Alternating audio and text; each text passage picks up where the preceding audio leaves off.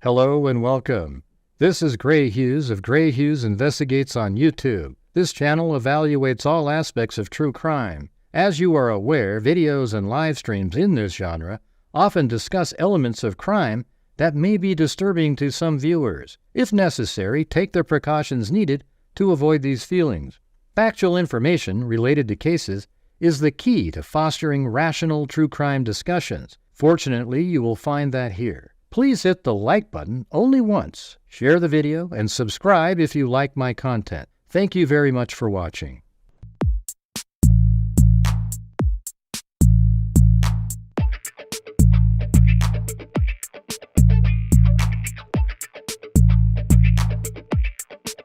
Huh?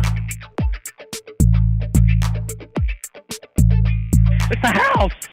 There's mosquitoes the size of bald eagles in that dadgum swamp.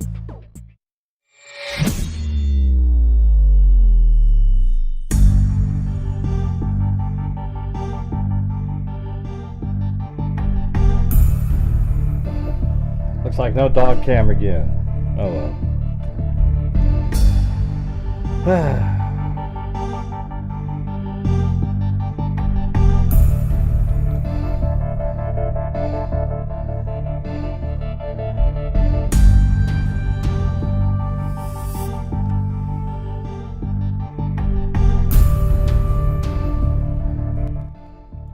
Well, what's going on, freaks? Thank you up there to Brown-Eyed Girl. Let's see. You, my brown-eyed girl. Richard Watts and Georgina Stoliker. And there's Cheryl Bullock. And what we do on this is our donation night. We do it at the last night of each month. And the first hour we go for one last push, and depending on how that does, the more I can send in out of the income of the channel. We've given $1,500 away already this month, $1,000 to the Abby and Libby Ballpark, and I think $500 to Nick Mac. All right, so there you go. So the first hour we try to, get around $1,000 that come in. We do it every single month and easily been able to do it. So looked like a good start there, and then as soon as the show started, it went. But hey, thanks Cheryl Bullock and Timothy Cecil. So we're currently at $80. All right. We also have a few. What do we got here?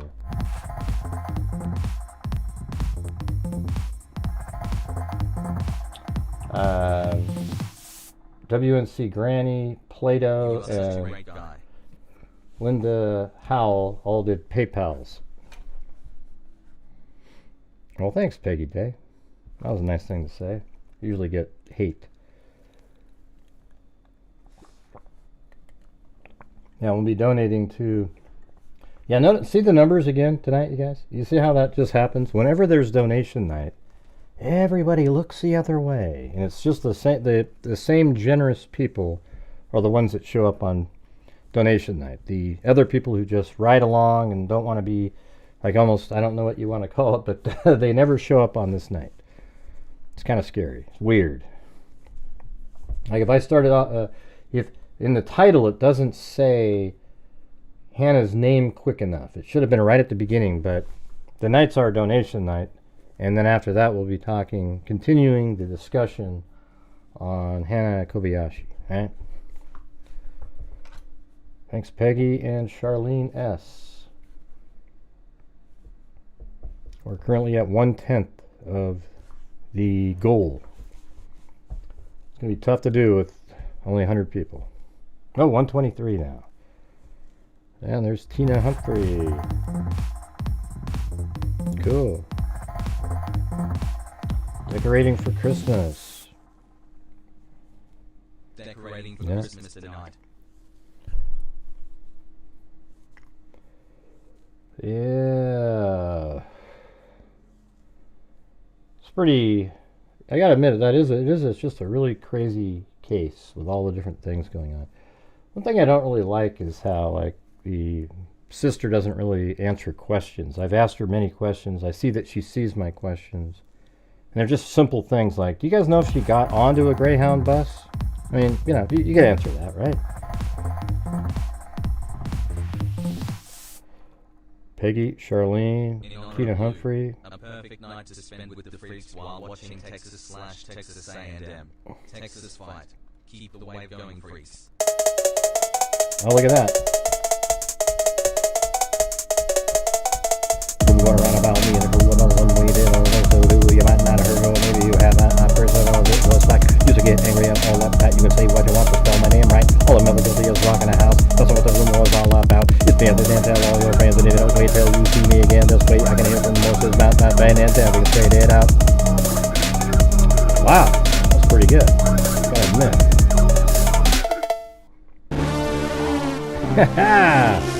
Look at that brown-eyed girl and Alley K. I'm not sure where Alley Cake's been. I think it got skipped over or something. But there was Alley Cake, Cat Eye. Oh, that was the dance, wasn't it? And then brown-eyed girl 714, K Me, and Honor Blue, a perfect night to spend with the freaks. And then Marie Pintler. Tina Humphrey, but wow, that's so kind, brown-eyed girl. You, my brown-eyed girl. And Herbert Landscaping. Up there in upstate New York for all your landscaping needs. And no, he doesn't send in super chats because I say that. I just thought, well, hell, why not? Hey, it's Jamie S. Thank you. Hey, we're currently, wow, we're at a third, just like that. Pretty cool. And we'll probably give, I was thinking of giving $500 to Rain and, $500 to Texas EquiSearch. Rain is violence against women. And then Texas EquiSearch looks for missing people. So these are all appropriate. And, maybe we'll give All of your hard work, right? Texas EquiSearch extra because we kind of missed them a few times. Or maybe Rain is the one that's been left out. So maybe we give Rain, violence against women, $1,000. And then Texas EquiSearch 500, and then we got to give the DNA project that we work on has the most it's the most expensive thing that we're doing, but it's so valuable, like literally identifying bodies that have been either a victim of a crime or just a body found somewhere that has never got their name back. I think that's a big deal, for humanity. It's really weird when you have these people that are just, these bodies that are in unmarked graves. Surely somebody cared about them at one point. What are you talking about, George? You're getting weirder every time you come in here, George. You're on a sort of a watch list at this point.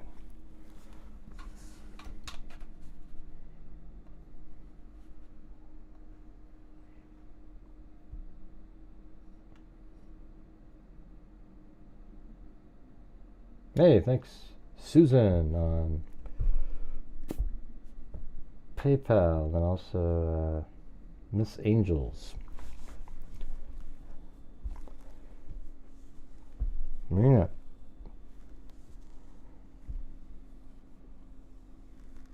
Well, you think they just made that up, George? I mean, come on, man. Sometimes you just gotta, if a family is going to put something like that out, that means they were given permission to put that out by law enforcement.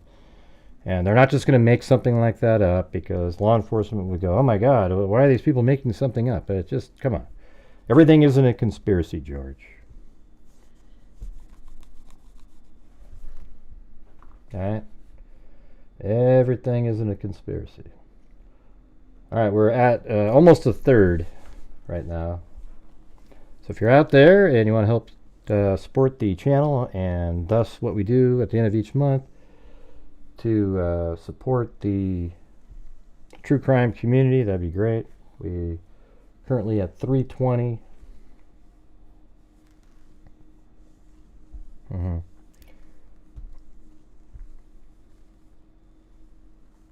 I'm not sure what you're talking about, DM.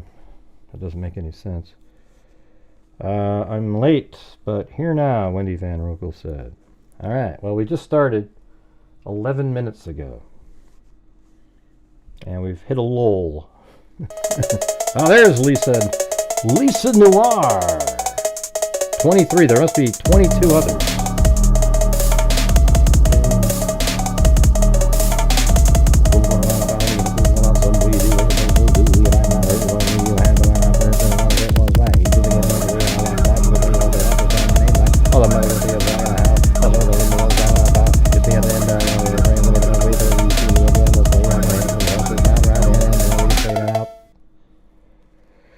Yeah, that's okay, Lydia. You don't need to tell us the story. You know what I mean? Like, I tell people, if you can't afford to support the channel, do not do it. I'd rather have you support your own world. However, if you can, I would appreciate it. Hey, thanks, Gene Stotler. Appreciate it. Ding, ding, ding, ding, ding, ding. Hey! You know what's weird? I think there's a connection between all of these. Yeah, it's really strange because remember the caller that called in yesterday, and at the very end he said blessings, right? And then I got that message on Facebook that said blessings. You know, they wanted to send me money. What was my Cash App, and I don't know if they're trying to create like, ooh, see, it's the weird things are happening. I don't care, man. I think it's just, I think it might even be troll activity. Don't know.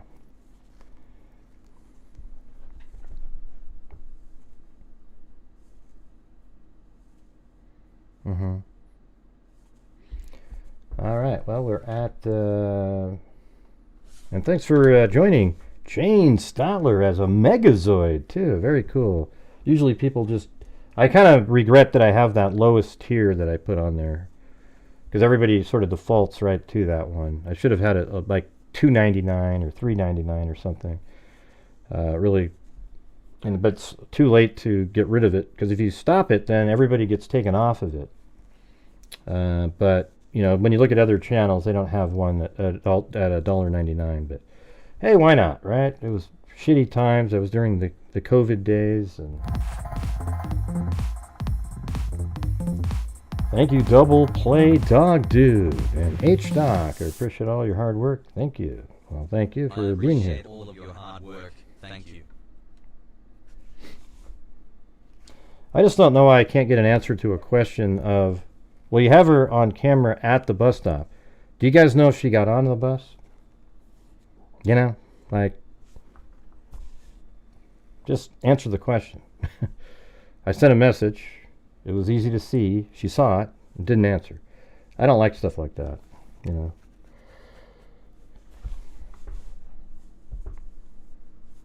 I can't increase it. No. If I increase it, it gets rid of that one. And everybody is off of it, and you'd have to, re-sign up somehow.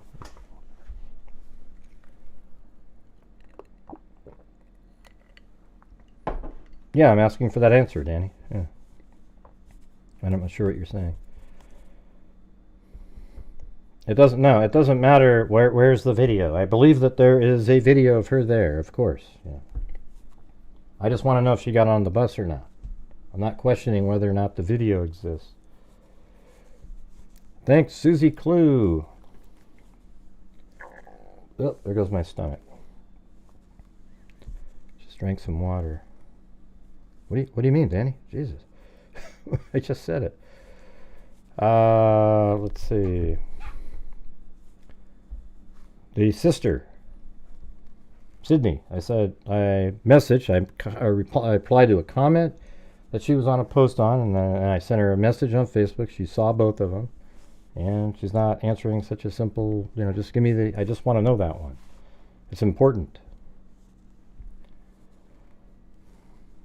We don't know what the video shows, George. Maybe it just shows her standing around and there's no more video.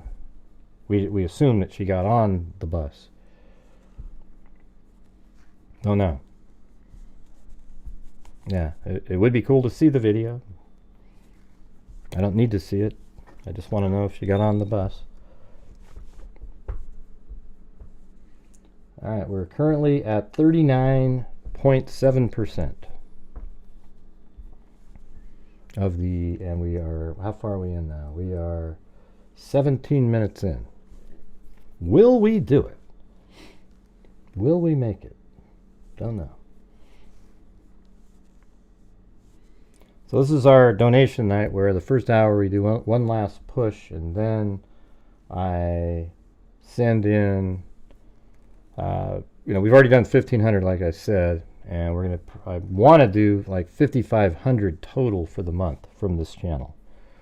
So if we get to the goal, I'll probably be able to do 5,500, which would be $4,000 tonight. But if we don't get there, I'll probably do the next, I'll just do 3,500.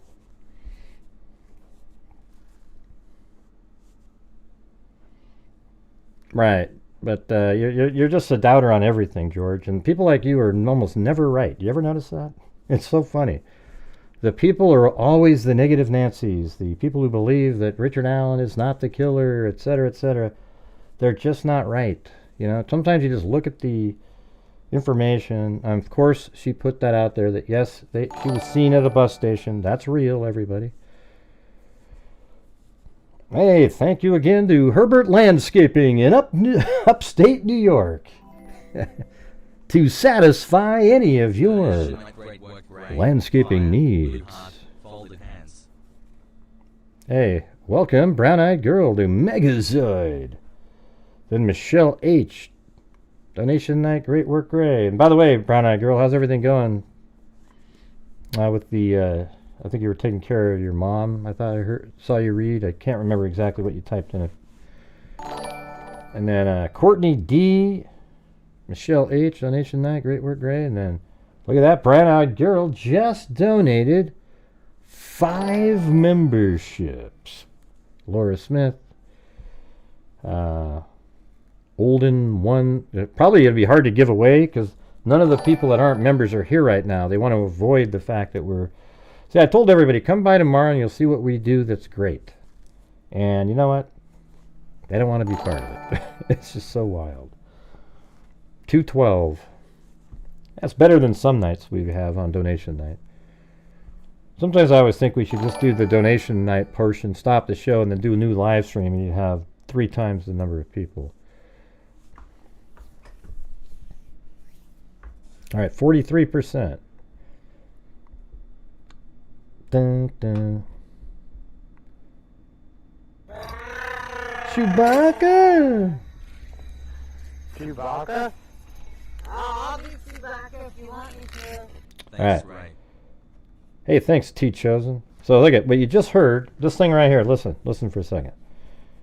This is a friend of ours, Cairo. He comes on here every once in a while. He's been busier lately, but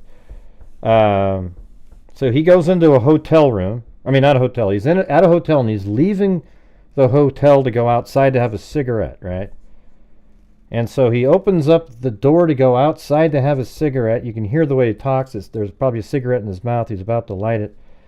And right when he opens the door to go outside, it says, this lady goes, and then Cairo looks at her and goes, Chewbacca? And she said, I'll be Chewbacca if you want me to be. She's a woman of the night, as it were. So listen to it again, knowing that. So here it is. The door opening. Chewbacca?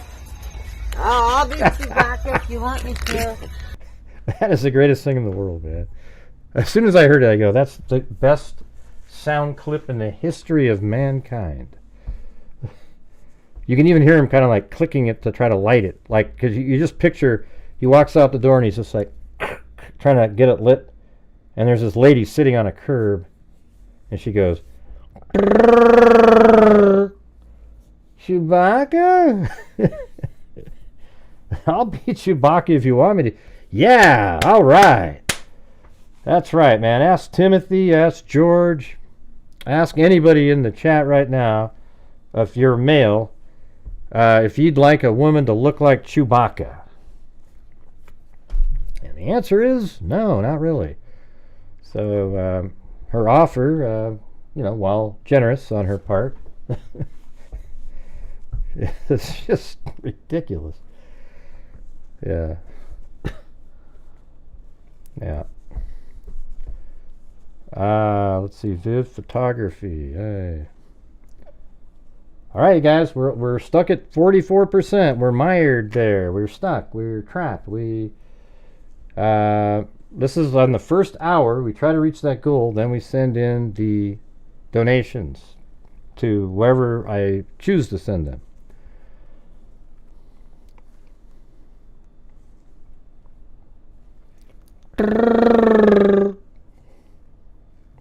Yeah, Chewbacca. Yeah, Chewbacca, right? Like the creature, on Star Wars. Yeah, I made George laugh. You see that?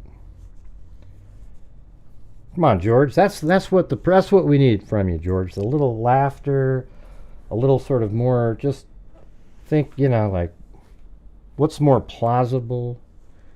Yeah, he isn't either. That's the crazy part, George, is Cairo has never watched Star Wars movies. He just knew what Chewbacca sounded like.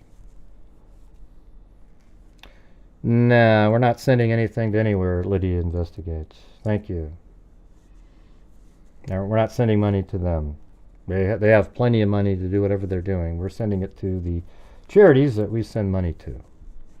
And I don't need your advice on where to send something, etc. All right. All right, you guys, we're just stuck here, 44%.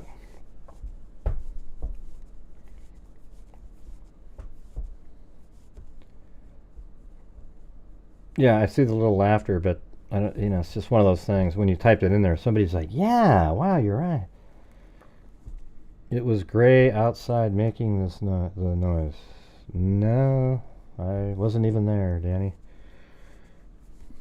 Man, you guys got to work on the humor sort of quotient in your jokes. I mean, I know what you're saying. Like, oh, that was gray doing the Chewbacca sound. But just, here's what I'll say. I'll do. Plot twist. It was gray outside making the noise. There you go.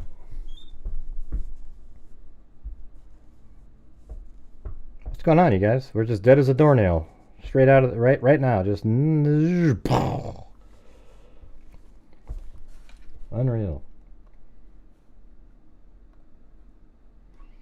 Paulette Leonard.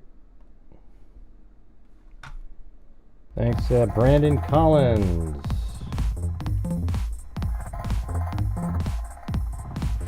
Love the Sun 100.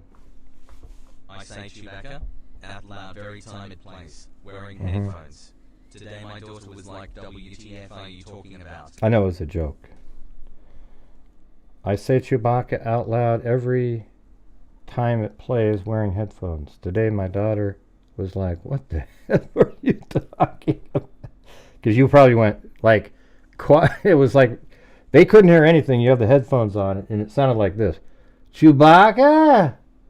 Like really loud into the room. And then they're like, what are you doing?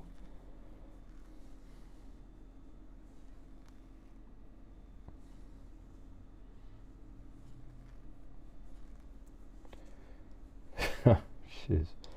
Just D said, I wish I was a comedian instead of beautiful. Okay. Yeah.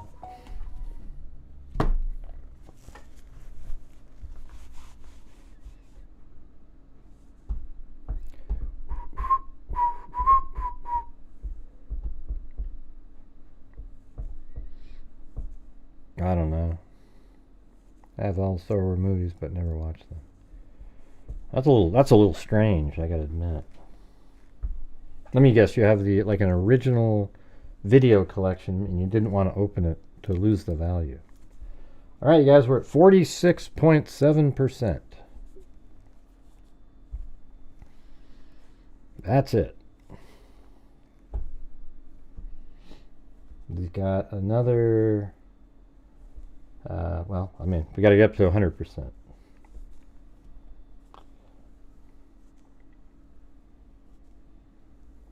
We have 650 people have shown up to watch. However, they just kind of. Oh, okay. Let me go somewhere else. Let me just watch, not help out. Theo's case has been very serious when it comes to Delphi. We have done our best. Who's Theo's case? I don't know what that is. Wouldn't change anything. Theo's case has been very serious. Who's Theo? Thanks, Ellen. I don't know who Theo is, but...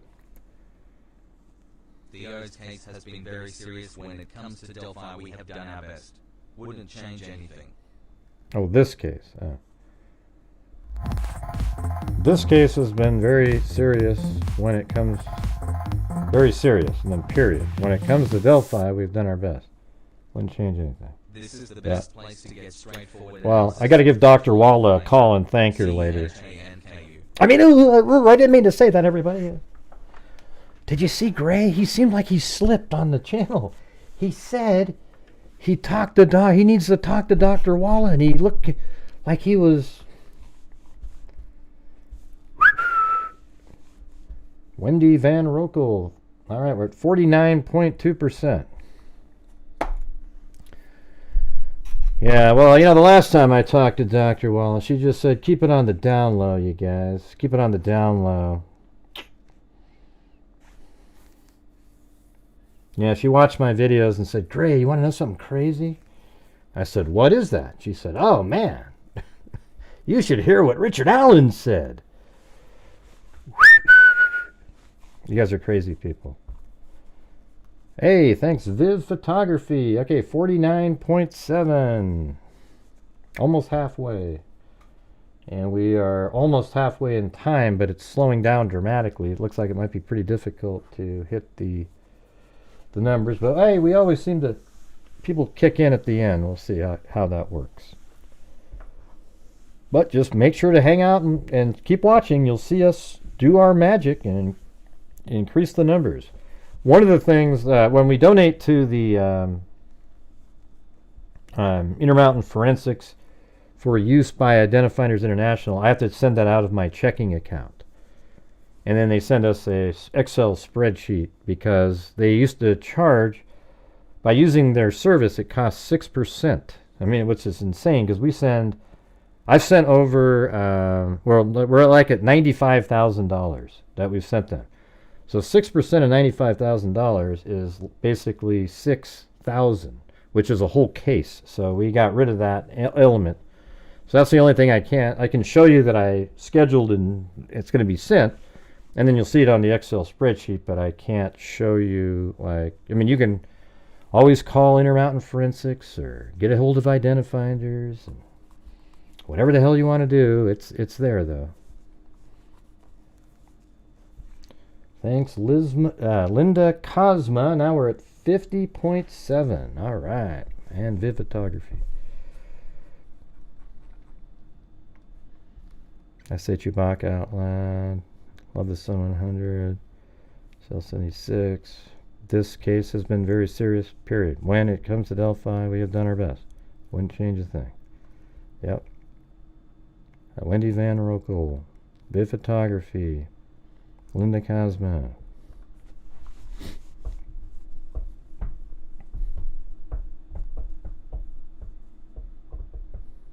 God, it'd be so... We just need to know if she got on a bus. And by the way, if she got on a bus and you know where her ticket was supposed to take her, wouldn't it be important to inform the public, just in general, like an area where she might be, so that they're not just still looking around in Los Angeles? That's what I think. Yeah, she already said what she meant. I said what she meant. I said this.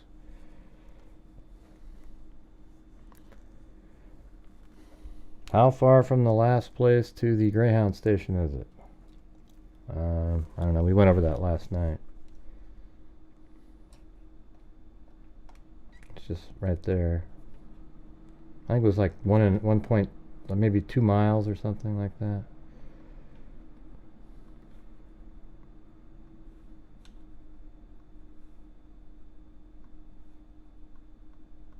Yeah, 2.1 as the crow flies, so maybe 3.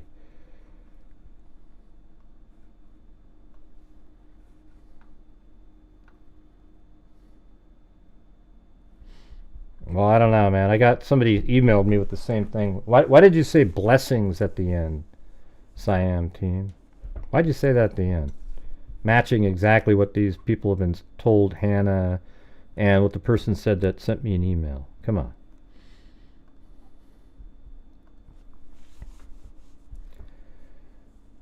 Richard Allen will never get out. I see the crazies are still bashing. Well, their big thing now is like the dummy Rick Snay. All he does is spend his time trying to say, "Oh, Gray, you're in trouble, man. You're in trouble. You're in trouble." And I knew some privileged information. Well, I mean, I don't really know how it all played out, but I didn't find out about it until a year after the confession. So obviously, maybe it was Mitch Westerman who told the person who told me. I don't know. I don't know where it came from. Mitch Westerman is the one that's been putting out all kinds of information behind the scenes. So might want to look at that guy. Isn't that weird? And even if he said, "Oh, I didn't do that," how do we know? Jesus. Hey, thanks, Lori B. Hey, we just hit 55.9%. Oh, look at that. Lisa Valenzuela. Now we're at 60.9%. Very cool. Hey, thanks, Lisa. And Lori B. There you go, Lori B. Look at that smile there. Huh? Oh, look at that smile. Wow. Oh, that's just a cat. Okay. No trolling, Gray. This is serious matter. Yeah. Well, I can't say it. I don't know with what you were saying. I actually think there might be some weird crap like you were telling us that goes on out there, but I don't know.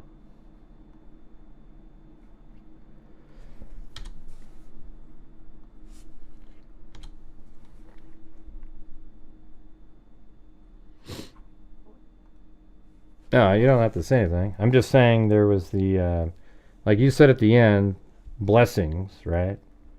And that's the same thing that people were telling. That was in the, let's see, the Venmos that Hannah sent to Jonathan. Apparently the guy that was scamming Jonathan said he was getting blessings. And then I get this message on Facebook saying, blessings. Hey, I want to send you some money for blessings. And I was like, yeah, well, send them to somebody else.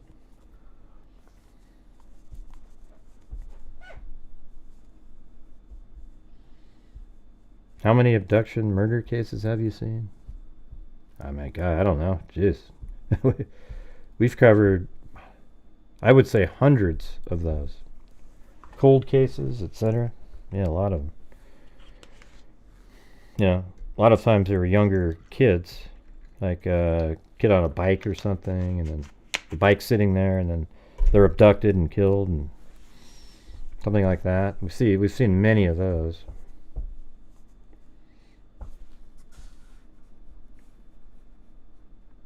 $61.6. Thank you, a blank slate. Some people just talk like that. Christians usually say blessings. I don't know. I don't agree with you, Lydia. You always have a contradictory statement of everything I say, but I don't agree with you at all. I think it's interesting that all of a sudden all these people are saying blessings right at the end, out of nowhere. I've never had it said to me. Haven't even heard of it for a long time. And then you get two people saying the same thing, and then it's in a case that we're talking about. Don't agree. Yeah. Let's see. Yeah, but I'm not saying that's what this case is, George. I mean, you're just implying that I just agreed with you that this was an abduction case. I don't necessarily agree with that. I think she left on her own. Right, right. So there you go. But I have never had anybody send me a text message or a message on Facebook saying blessings at the end in my entire time. So, you can, maybe there's Christians out there that might say that, but the scammers pretty much say it every single time. Yeah, I'm not saying it's not possible. She could have been George. I didn't say she was. I don't know what happened to her at this point. All right, we're at 62.6%. So we've got another 374 to go. And we've got, what time is it?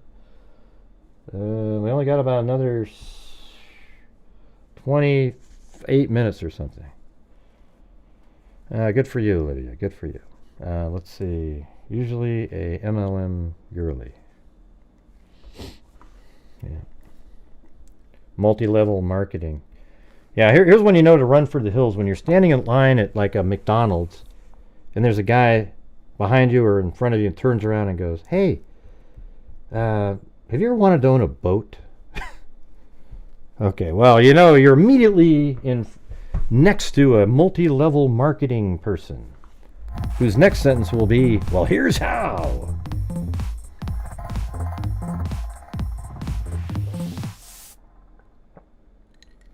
If she's been taken and is out of funds, is she not valuable to them anymore?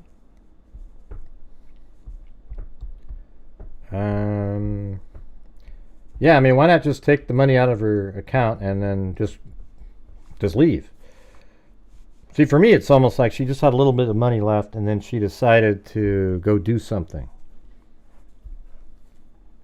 But I'm trying to figure out still, there was a person that I mean, this is kind of crazy, but what if the boyfriend is the one who took her money? I mean, it's weird to say, this is a person I thought I loved.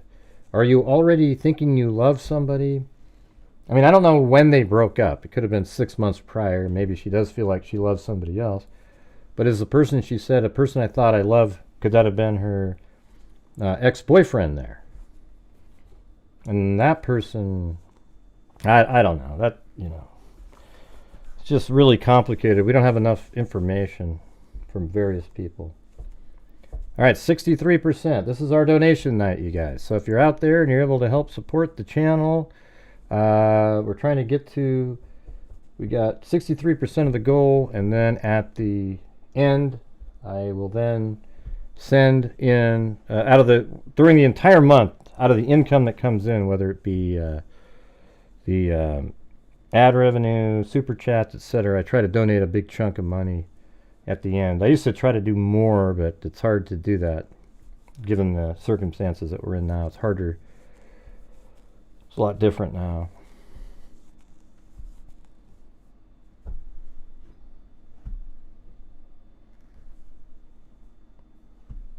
I guess blessings equals money.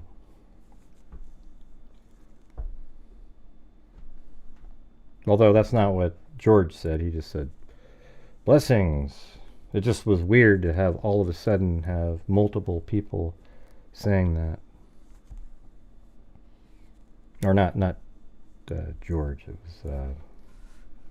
was Siam.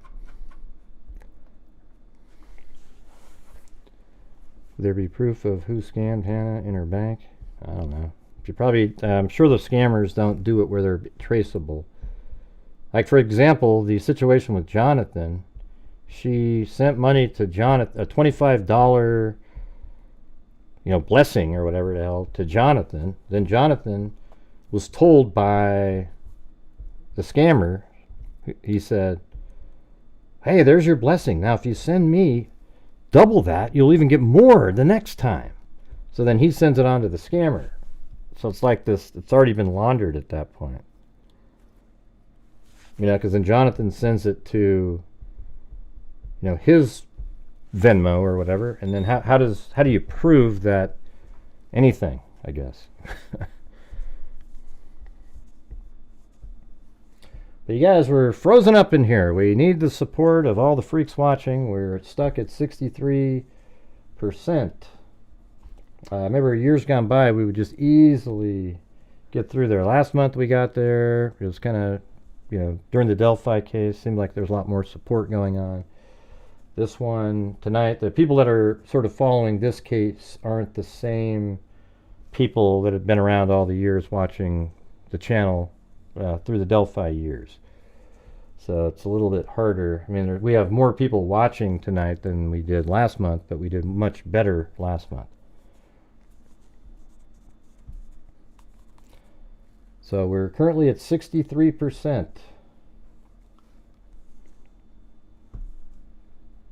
Which probably means absolutely nothing to anybody. It does me, though. Wouldn't there be proof of who... Yeah, I don't know.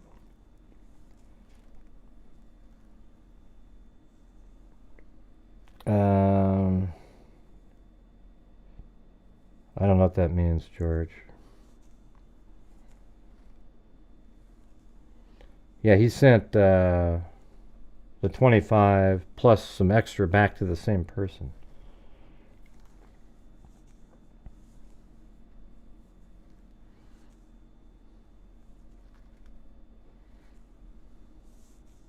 No, don't remember that, Lydia.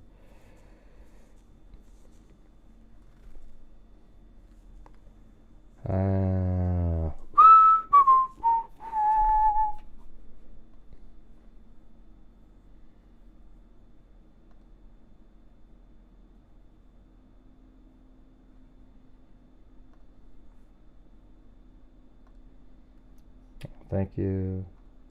Hi, Grace. So sorry about Blue. Thanks for all you do. A ride.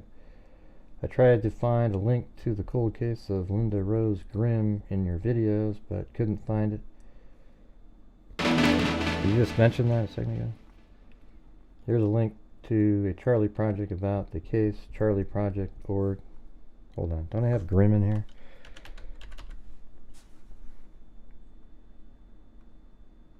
Yeah, Chelsea Grimm, right?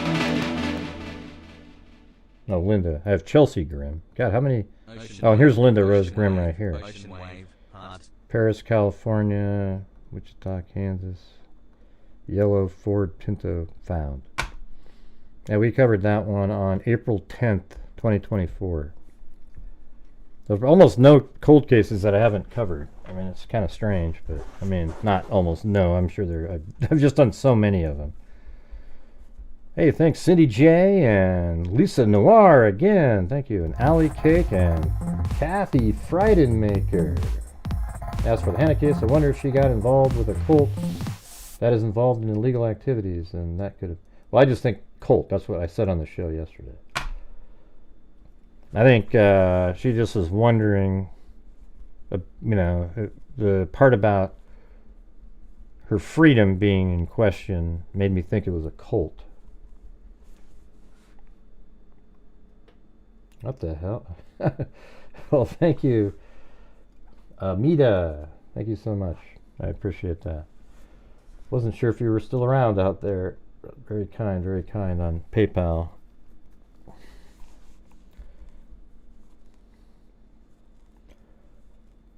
Wonder if Gray has ever covered the Zodiac, or yeah, we've talked about all those things. Yeah.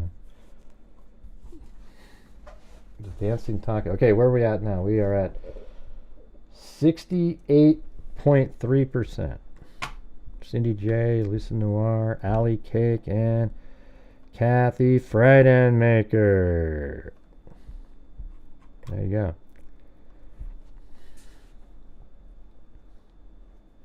I think Hannah's personality, it makes her... I think she's just a bit naive-ish, sort of like the whole sort of just go with the flow, just whatever. That's what I think. Oh, that's what I just said, Computer Kevin. Yeah. Yeah, so just what I think. Okay. I think she's just... anybody that talks like that, that's just how they are. They're naive. And when you go... I just go with the flow, see where things lead, and just kind of, especially in today's world, man, you're putting yourself in a weird position. I don't know if she had a job. They say like she's a photographer, but I don't know. You know how Jodi Arias was a photographer, you know, that kind of thing. Was she really a professional photographer out there? I don't know.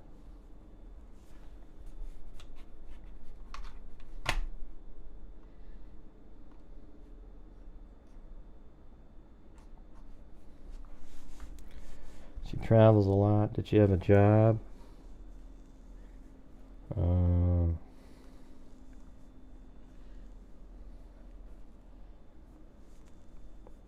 I don't know. I mean, I don't think any of us really know much about her actual person. You know, what was she doing on the side? And for me, it doesn't really matter. It's like what we're at right now. It's like she got there. Where does she go now? I mean, I know you can do the victimology portion, but I think she's just somebody that would travel from time to time and maybe just didn't really have, like, it almost feels like she doesn't have a plan sometimes. She did write down on that when she was supposed to go to New York, but on this thing, I don't know, it's bizarre to me, this whole story. I mean, you have a dad that came there to look, and then without even having a resolution, he takes his life. You have her seemingly just kind of hanging out in the area of the airport and the Grove and the airport and the Grove and the airport and the Grove until her baggage came back from New York. As soon as she got that, she leaves the airport, heads straight over, and makes her way to a Greyhound bus station. So if she got on the bus, then here's what I would say. If she got on that bus, she's very much more likely to be unharmed at this point and is somewhere that is she's oblivious to everything. If she was sort of somehow kept in the city, then I'm a little more nervous about her because, you know, she should have been able to get out somehow to communicate with somebody.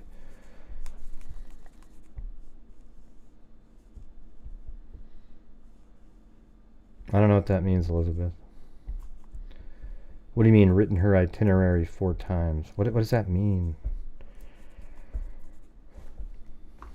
God, these people, you know, I'm just saying, there's information that's out there that just randomly people put out, and people just buy it. You know, like, for example, well, I won't even say their names, but they just say, whatever they say, people go, oh yeah, ooh. But you guys, we've got 11 more minutes, and we're only at 68%. So if you're here and you want to help support the channel, and thus this is our donation night where we have the last push, and then I donate money, update our numbers, and then we move forward talking about a case. This case right here. All right, but we're still about 312 short. Actually, 200, what is it? No, 312, right. Yeah, no, it's her own handwriting. I don't know what you're typing in, Elizabeth. You typed in, why isn't the family answering any questions about Alan, who was written in her, who was her, yeah, put the word mentioned, okay. Why is the family answering any questions about Alan, who was mentioned in her itinerary? That's what you should have written. I don't know.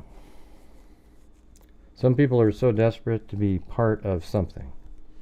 Right. Hannah, to me, is exactly the type of person that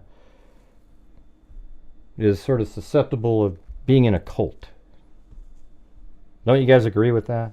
Just number one, like if you were just going to go, who's somebody that would be, you know, kind of, you can just tell by who she is, like where she's doing the, you know, readings and stuff like that, you know, kind of trying to find something mystical, you know, blessings, doing this and that and the other thing. And it just feels like that's what she's susceptible of doing. But that also means she's susceptible of other people too. But, you know, my thing was that I was talking about yesterday is in this right here. It says, Hey, they can't wipe your identity. Is that what they told you? I'm just really scared, love, and the Redwoods is calling me, and I know I'm meant to be there. I'm being guided there, like you have before. I risk my freedom if this goes wrong for me. Okay, now I risk my freedom if this goes wrong for me. Whatever the this is the issue in this case. And so you look at that and you go, I'm just really scared, love. And the Redwoods are calling my name. Now some people think these aren't even her writing, but I don't know. I do. I think this is her writing. And you might say, well, how the hell do you know? I'm just kind of basing it on how it's similar to her itinerary notes, and I don't know. It seems personal. Like she even did what she said she was going to do in one of them, saying that she was going to go to the ticket counter. But hey, guys, we're stuck at 68.8%, and we've only got 8 minutes. Is there any chance of getting some more support here so we can try to reach the goal that we set on every single donation night that we have? Any chance at all?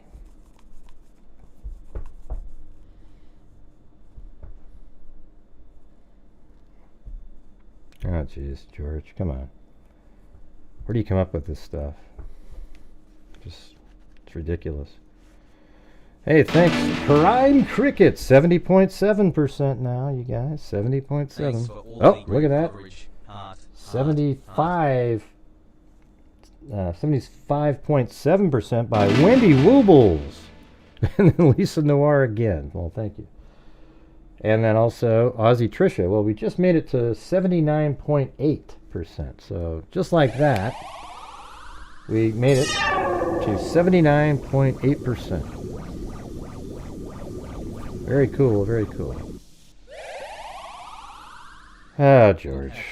George, your imagination isn't really fit. Your thinking and your imagination isn't suited for true crime. Okay, you need to be in the comic book section, like some sort of like creative writing classes or something. It just doesn't work, man. It's just.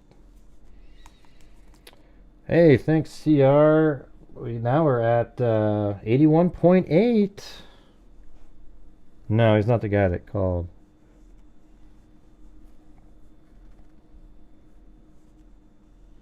I mean, the guy that called last night, Siam, or whatever you say, it was interesting, because I think it might be something to some of that stuff. But there's these people going around just screwing you over, and I mean, it happens on social media all the time, so.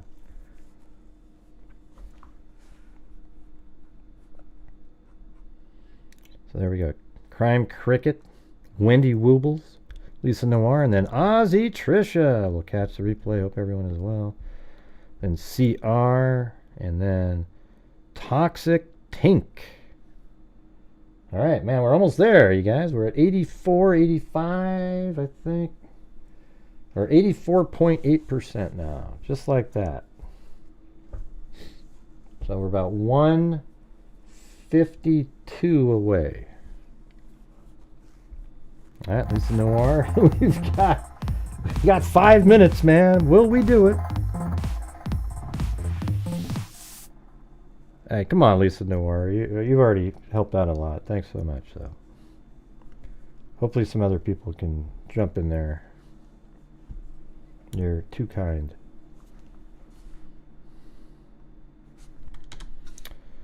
And many of you do that, though. That's the thing. Thanks, Sunshine, Susie, and everybody. Big Bear.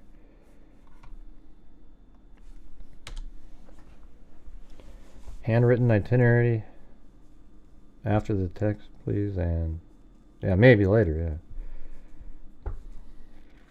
Now, we've all seen the name on there, Alan, the person she was supposed to meet in New York.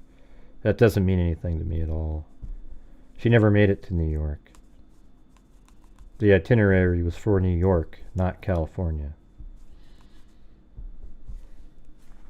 Thanks, Lynn G, MB, and K-Me. 86.6. Well, you just need to win on the slot machine, Cindy. Then we'll then it'll be good.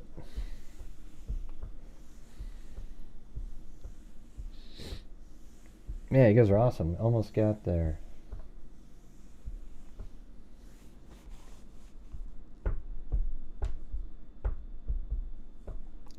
Dun, dun, dun, dun, dun. All right, we've got 3 more minutes. Although, you know, it's not a hard 3 minutes. I'm just saying it'd be nice to reach the goal. That's what we try to do in the hour. Raw time now. We're at 87.1, 871.60. Keep in mind they take 30% out of that, so.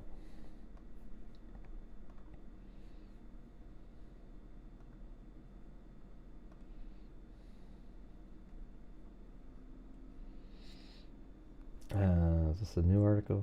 Okay. All right. So Lynn sent me ooh, that's the wrong place.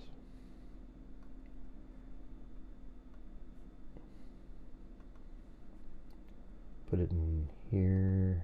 There we go. All right. Okay. And then we got Crime Cricket. We're at 88.1 now. We are 119 short. And there's CR. Toxic Tink. All right, you guys. Thanks for all the repeat supporters too. You know, Toxic Tink, Raw Time Now. Everybody. CR's done it multiple times. Crime Cricket. Everybody. You guys are all right. Okay, now we're at 90.6. Okay, that means we're 94 short. Very cool, very cool. Yeah. Are we trying to reach a goal before? No, Danny. Yeah. Are you a troll, Danny? I always wonder about that. We've been doing this for 5 years, every single time on the last day of the month. And no, it has nothing to do with me showing anything. I don't know where you got that. Kind of a weird comment there. Wow, look at that. Wendy Wibbles. Great work, Ray. Love when you tell the trolls you're embarrassing. I do that all the time. It seems like it's easy to do every single day. Keith, and then Lisa Noir and Shannon K. Hey, look at that. 95.6. All the people said yes, what? No, they didn't. They didn't say that.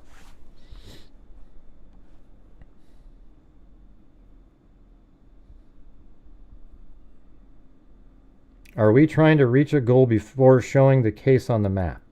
No, there isn't a before anything. We're reaching the goal before I spend 20 minutes or so donating money to various charities, Danny. And then after that, we'll cover the case, like I said at the beginning. There's no if then statement. All right, currently we are 44 short of the goal. Can we do that in the next, well, it's 6:45 right now, but maybe the next 2 minutes? Oh, look at that. Tina G jumps in there. That'll be 97.6%. Yeah, you probably didn't read the second half of what she said, right, Lisa? Yeah, you just probably heard the first part. Is Gray trying to reach a goal? And then that's what I think. Yeah. Everybody said that.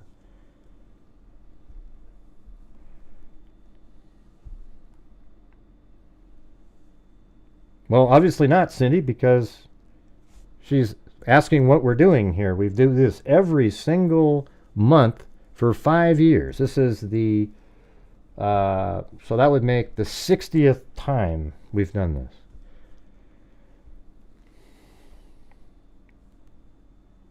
Sent you the family statement. They still don't think she missed her flight intentionally, even though the police said it. Okay, I'll check a look at that one too. Oh man, oh look at that, we're almost there. Look at that, Tina G, Sunshine Susie, CR, and we're $4 away from the goal. Oh, there it is. It's just Bella. Okay, there we go. And I will gift my 5 memberships after reaching a goal. So here we go. Already got 7 of them.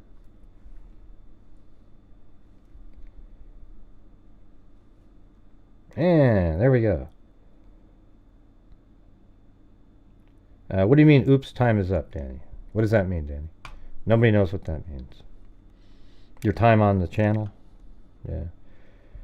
Hey, welcome, Kenzie, the Newfie's Mama, the Shannon K, Leslie, Sarah Smile, and Wonder Woman. What do you mean 45? That doesn't even make any sense, Danny. Yeah.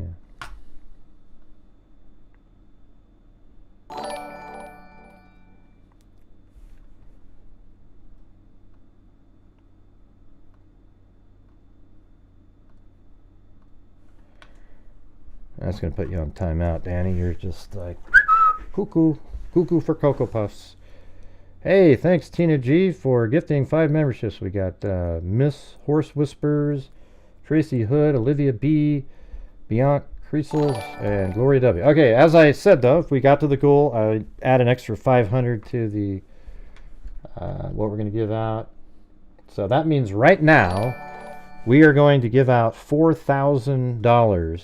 We've already done $1,500 this month so far. 1,000 to the Abby and Libby Ballpark and 500 to Nick Meck, I believe.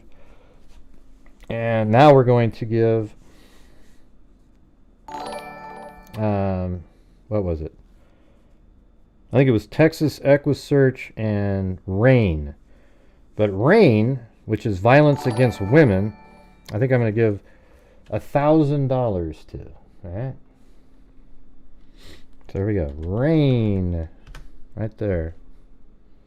I think I have my. Sometimes I have to fill in a card and stuff like that. I'm not sure, but so there it is. The nation's largest anti-sexual violence organization. Now we don't know that that has anything to do with what's going on with Hannah, but we just donate to them all the time, anyways. And you know, this is one that we have neglected a little bit lately. So here we go.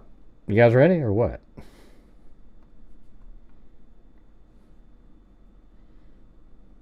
All right, there we go. Boom. Right there. And I'm going to go over here because I have to sign in with PayPal over here. Hey, thanks. Makes me wonder. Is that from the song? What song is that? Isn't that from Steve Miller Band or something?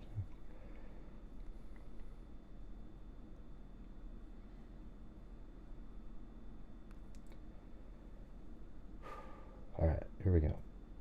Boom. Yep, that's all there. That's all there. Chewbacca? Oh, I don't want to do the. If you want me to. I don't want to cover the extra cost. All right, there we go. I preferred. I had to put my phone number in here.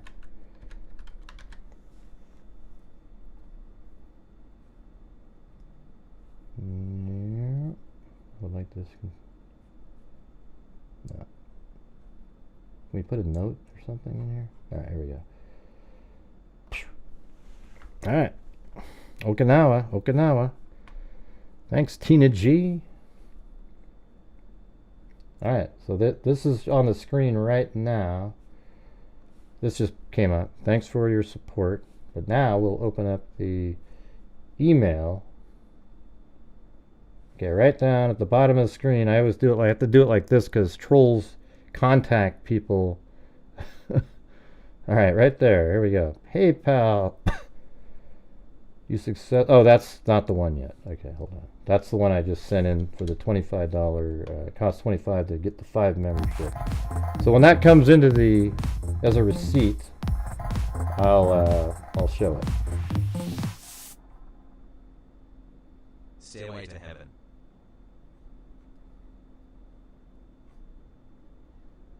Thank you for supporting Rain. Well, I'll just show you this one for now, but it says, can you see it? Hold on. Oh yeah, Stairway to Heaven, you're right. I don't know why I was thinking. Contribution, we just did it 11:30, 9:50 Eastern Time, $1,000, and there we go. All right, and yes, that's my address, but my address is all over the place. I got trolls everywhere. All right. Oh, and there's the. Okay, now I can show you on here. Here's the receipt that came in, right here. See that? $1,000 from rent to Rain. Okay, so is that good enough for you guys? You guys feel like I just proved to you that we sent that in? Do you see that? All right, there it is. $1,000 to Rain. It's right there. All right, cool. And yes, my name is. Okay, I'm gonna tell the story for everybody here. My name is Gray Hughes, okay? But when I was born, my parents did want, like L. Ron Hubbard, they put L. Gray Hughes down. The doctor who gave birth was a family friend, so he wrote Lance on the birth certificate. All right, so in all the official stuff, it's like Lance something, but I'm not, I'm Gray Hughes, all right? That's it. I've told the story 17,000 times, but the really sleuthy people on the internet go, hey, Lance, we know who you really are. And it's like, yeah, everybody knows. I've still told you that. All right, so there's Rain. We just did Rain, so that's 1,000. All right. Now we're going to do Texas EquiSearch.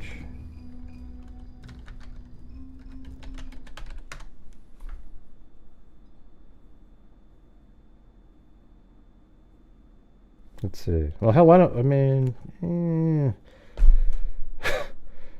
let's see. I was trying to think maybe I should send them 1,000 also, and then give our. What do you guys think? 500 to Texas EquiSearch and 2,500 to our DNA project, or 1,000 to Texas EquiSearch and 2,000 to our DNA fund. What do you guys think? That's just what we do, George. Every single month. I'm not sure. It's just part of what my channel does. It's not enough for some people. I'm not doing 50-50. Yeah. Okay, 2,500 to DNA. Okay, more people are saying the 1 to 2 thing.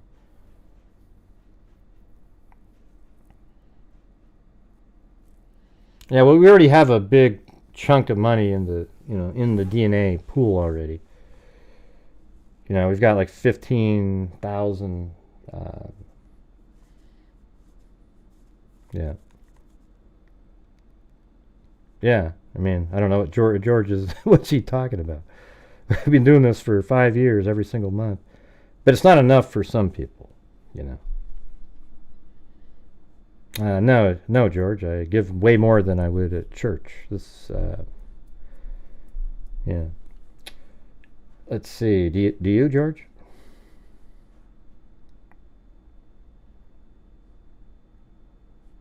Meaning add the 2 and no, I'm not splitting it. No. So here's Texas EquiSearch. I'm gonna do. I can't remember now. Do they? There it is. I can do the PayPal one. Hold on.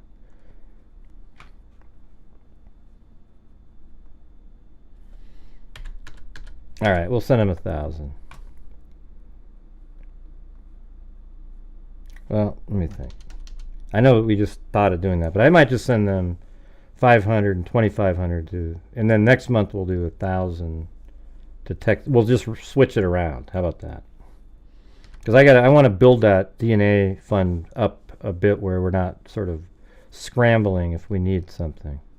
There's other cases that have just come to Dr. Colleen Fitzpatrick. So sorry for asking. Just a second.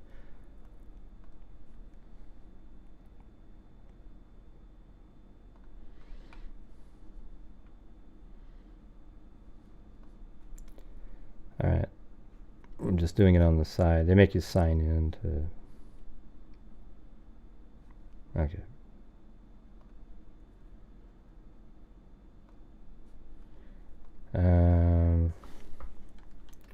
From the freaks to find the missing. That's what the note will say. All right, there we go. And there it is. That's that right there. Thanks for donating. It's on a website. 500. And now let me go find the.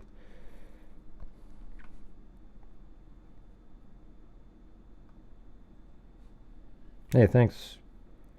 Marine Co. on PayPal. I'm just waiting. Sometimes they take longer to come in for some reason. Oh, there it is. All right.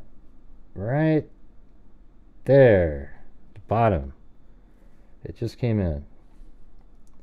And there it is. You donated 500 to Texas Echo Search, November 30th, 2024.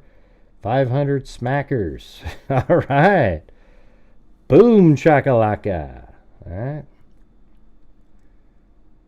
Sweet.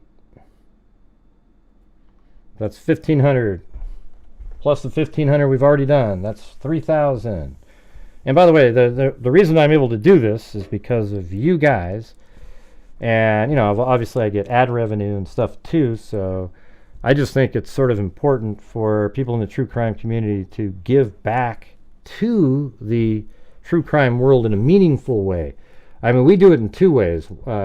First, we help out in, you know, logically putting out information in cases and making sure that there's a place to go where rational minds can flourish. And we also actually literally help in cases. I had one case, and one that I remember quite a bit is DJ Ficky case. His sister was always fighting and fighting for justice, and then she got a hold of me, and then, you know, she had a PI. They got some really amazing information, but they ruled it that the person took their own life, which was the most ludicrous thing I've ever seen. There was a guy holding a shotgun to his face, and you know what the ME said was, they should have been able to defend themselves because they were on meth, so therefore he took his own life. And it's like, what are you talking about? The guy who actually pulled the trigger, you know what he said? Well, I was holding a shotgun and somebody pulled my arm and it said boom. Well, that already makes it not him doing it to himself, right? Because somebody grabbed his arm. But there's other information. So I put together this video using all of their information, and I sent it off to the detectives. And it seemed like 2 or 3 months later, he called me up and said, you know, we've switched it to undetermined. And then they called the family, which was weird. I thought that was strange. But then, not too long after that, they arrested the guy, and he was charged with the death. So there you go. See, that's actually making a difference, you know, doing the video portion. But on the other side, we have, you know, donated so much money to various charities that they're able to, you know, we've given over 20,000 to 3 different charities, and then we also have our DNA fund that has over, I think it's 95,000 so far. We're almost at 100, I think, because that was a few months back. So, in those cases, we've had many solves where the victims were identified, etc. Anyways, that's it.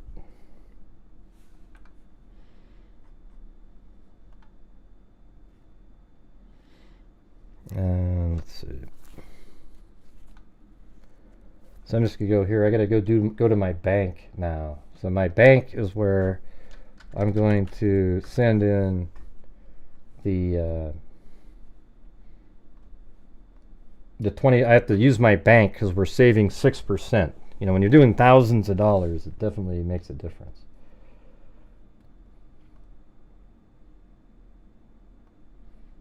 All right. So let's see. Got it.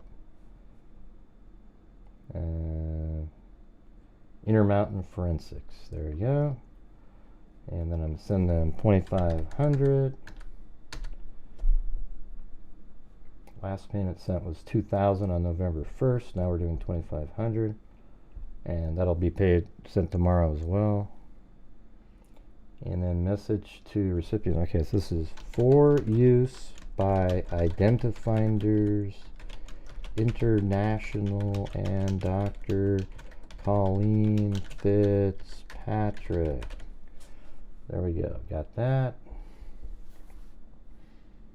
And next. And there we go. Okay. So here is, well, I'll just show you on the screen here in a second. I'm going to screen grab it so you see it.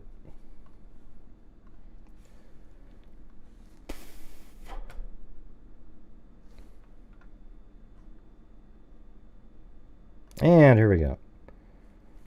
So there it is, the 2,500 delivered on December 9th, 2024, Intermountain Forensics. It's funded, etc., etc., etc. There it goes. So it's going to come out of my account just like you're writing a bill pay, and we save 6%, which turns out to be a lot of money. All right. So there you go, everybody. We just did 4,000 extra dollars. All right. I mean, it was a pretty decent month with the Delphi case earlier, and some other. It got really slow there for a little bit, but it is what it is.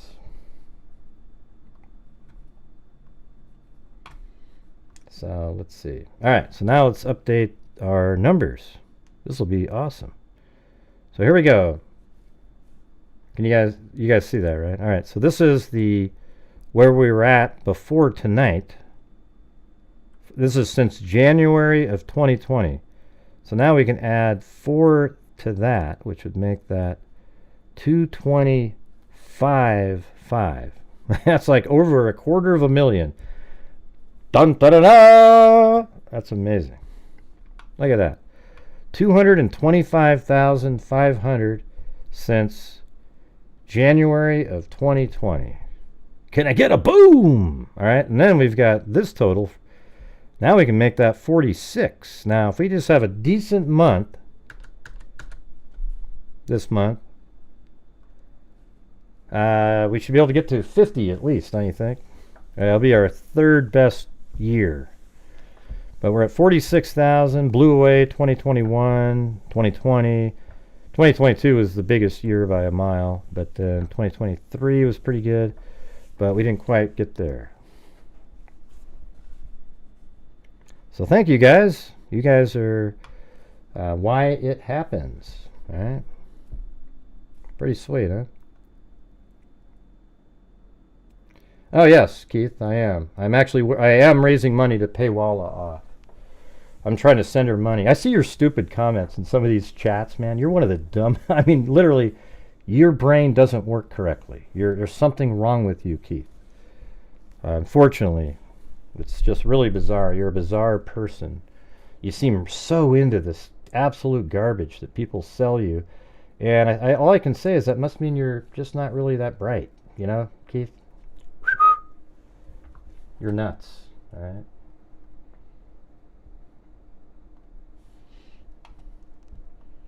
You should see this guy. He's over there going, ooh, ooh, ooh, ooh.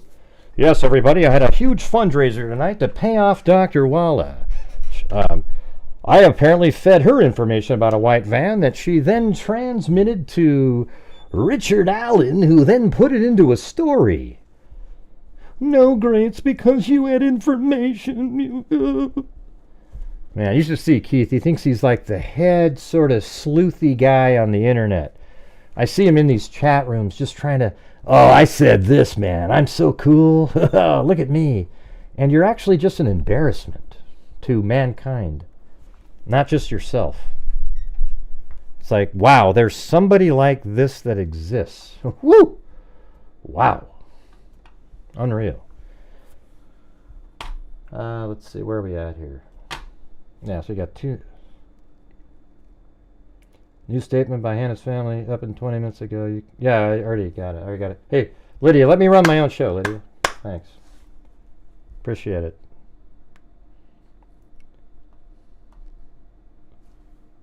Man, let me switch over. I'll switch back over to this one here and then start deleting. I got like 1,500 windows open here. It's crazy.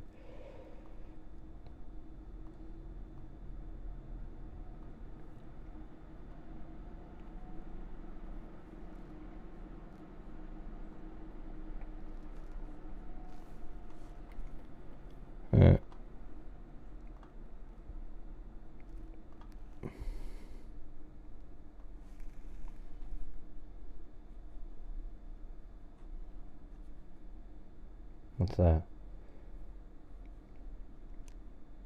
I'm already in that one.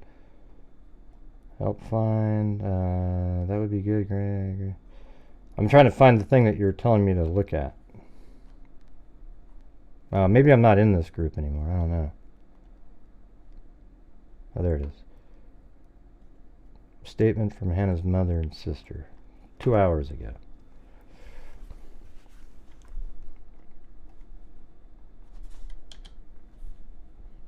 God, that Keith guy, though, I tell you, man, he is...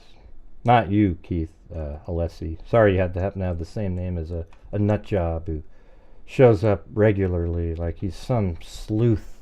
He's just dumb. I mean, it's hilarious. Let's see. Yeah, so here is this statement made. We are devastated by Hannah's disappearance, and now my father Ryan's passing. It's completely out of character for Hannah to simply disappear without a trace. We remain deeply concerned. Hold on.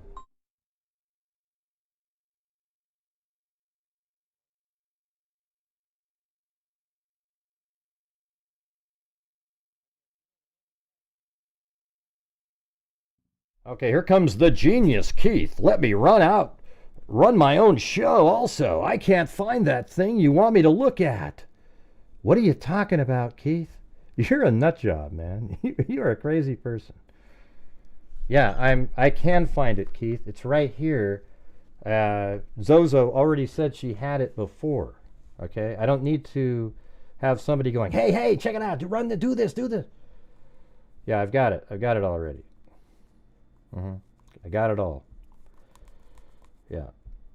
I just couldn't find it. It had me locked on the first page, and then I had to click something to get down below. See, Keith is just a doofus. Okay, not our Keith, not the Keith Alessi guy. He's normal. This other guy, just go. If you ever see him, you'll always see him in the conspiracy nut job chats, pretending he's so on to something, and he never is. All right.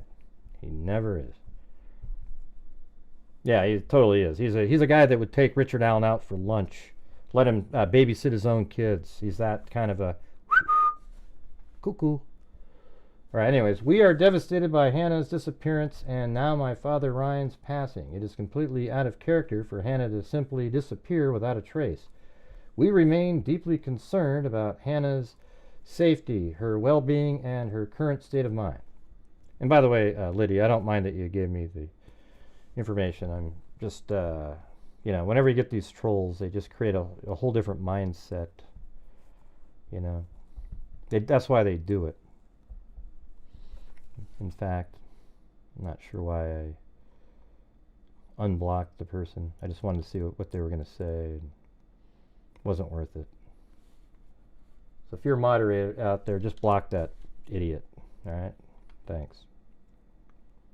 Oh, look at this. Now we're all being blessed again, everybody. Hold on a second. I'd rather Richard Allen watch my kids than you watch my dog. Well, then you're a stupid person, Keith. See you later. You're a dumb person. Right. Hannah, if you happen to see this, know that we are not going to give up or stop searching until we find you. We know that this is something you would never do on your own accord. Unless you felt some type of threat or you were unwell. Hey, Keith, why don't you tell your buddies out there to why don't they help support by donating some of the money they get on their channel. They get a lot. So why don't you have them help out? No, I didn't think so. Yeah, I didn't think so. Let's see. So let me get into my like a better mode for a second here. All right. God, I hope that guy doesn't have kids. That's scary. My God, you're gonna let a double child killer take care of your kids? Wow.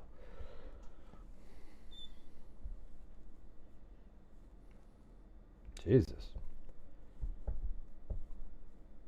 Positive vibes, positive vibes. Let's get those positive vibes going.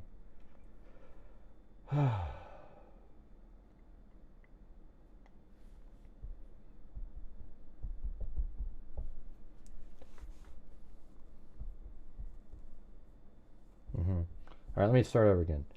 We are devastated by Hannah's disappearance and now my father Ryan's passing. It is completely out of character for Hannah to simply disappear without a trace.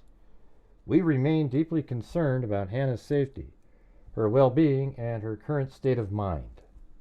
Well, so is it her state of mind? Is she having a mental break? That was one of the theories. Hannah, if you happen to see this, know that we are not going to give up or stop searching until we find you. We know that this is something you would never do on your own accord unless you felt some type of threat or you were unwell. Right. So those are the two options, right? We know how much you love all of us, and we love you deeply. We are doing everything in our power to locate Hannah based on information, surveillance footage, reviewing, and information shared with us. So let's see, we're doing everything in our power to locate Hannah based on information, surveillance footage, reviewed, and information shared with us. These are the facts known to my mother and I. It does not appear that Hannah intentionally missed her flight. Well, the police said otherwise. My mother and I were unaware about the alleged findings presented at the Los Angeles Police Commission meeting until multiple videos of the meeting were sent to us by multiple citizens. Right. Well, I actually believe them over you. All right. These alleged findings have yet to be relayed to my mother and I. I mean, don't you guys, don't you think that the police probably know that better, you know, in this case? I mean, how would they know better than they would? So she accidentally missed the flight, and then all these other bizarre string of events. Some guy that she thought she loved scammed her out of some money. Yeah, he's been blocked. Drisport. Yeah.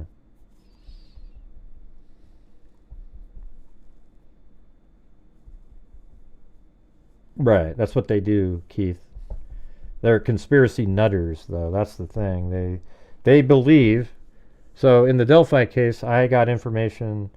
It was like a rumor back in March that one of the confessions that Richard Allen made, he mentioned a van, and he mentioned it to like a psychologist or something. But I'm not sure if it was just that, when he confessed, if it was a psychologist or somebody else. That was what I was guessing it came from. But it turns out that was a good one, And who knows? I don't know where the person who told me that got it, but maybe it came from the defense team, because Mitch Westerman likes to give out information that the public isn't aware of. But it doesn't change the fact that Richard Allen told it to a psychologist a year ago. It has no bearing on it whatsoever at all. It has no effect on anything. If at the worst case scenario, it means that, somebody else in there may have saw notes or something and said something. I don't know. But it's just, you guys are like nut jobs. It's just amazing how you just can't let it go. You just keep going. And it's never going to lead to anything because I don't know anything. I just knew that the what do you call it? The rumor. That's it, man. Yeah, so let's see. It doesn't appear that Hannah intentionally missed her flight. It doesn't appear to you because you saw her running. My mother and I were unaware about the alleged findings presented at the Los Angeles Police Commission meeting until multiple videos of the meeting were sent to us by multiple citizens. These alleged findings have yet to be relayed to my mother and I directly from the chief of Los Angeles Police Department or any detective involved in Hannah's case. My mother and I would later learn that the Police Commission is a 5-member committee. Oh man, what does this have to do with anything? This shit here. Up of 5 civilians, law enforcement who are not directly involved in Hannah's missing person case. Specific facts contained in that report were inaccurate, such as Hannah's age. Hannah's 30 years old. I thought she was 31. That's actually in articles. Not 23. Also, Hannah was reported missing to law enforcement on November 11th, not November 13th. Why would she be reported on the 11th? When that's when she was, I guess, I thought it was the 12th actually, not the 11th. Remember, because it was the day after the last time she was heard from. It was the next day. I think it was on the 12th, not the 11th. Nobody said the 13th. I've heard the 12th. The lack of communication surrounding some important details has left us feeling excluded from potentially crucial developments. However, we do remain hopeful and optimistic that the Los Angeles Police Department is doing everything in their power to assist us in locating Hannah. When my mother and I learned of Hannah's last confirmed sighting, we shared it publicly. Let's see. We did so because our priority is to bring Hannah home safely. My mother and I have remained transparent from the onset of this case. Well, then how come you don't answer the question if she got on a bus or not? I mean, it's just a simple, like you can say, we don't know or whatever, you know, something like that.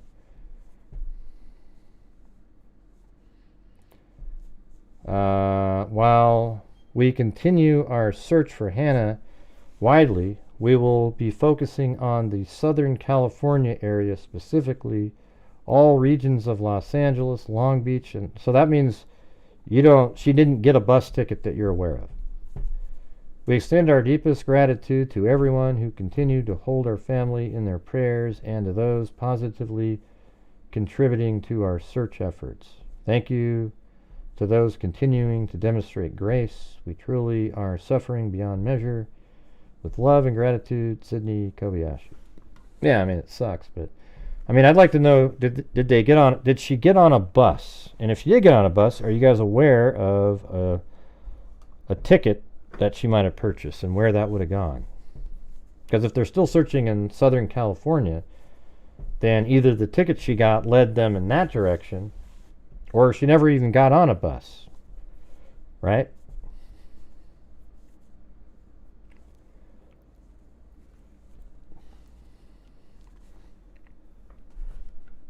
Right, that's why I was saying yesterday, I don't know if she got on a bus. All they said was she was spotted at the Greyhound bus terminal or whatever, however they worded it. Yeah, so,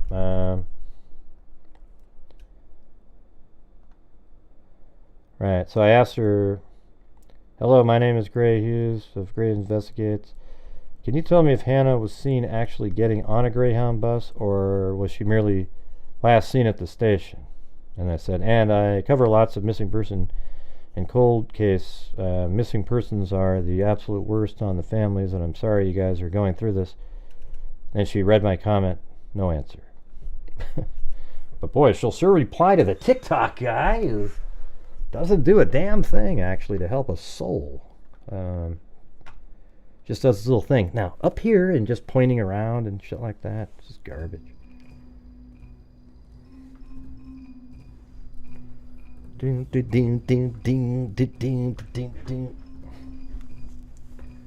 Left you on read. What does that mean? I don't know what that means.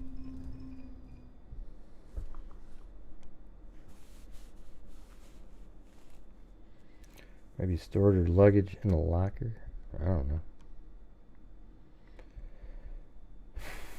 Thank you, Jacqueline Young.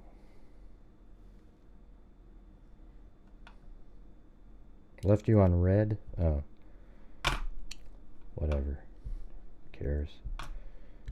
I don't know. What are you guys thinking here?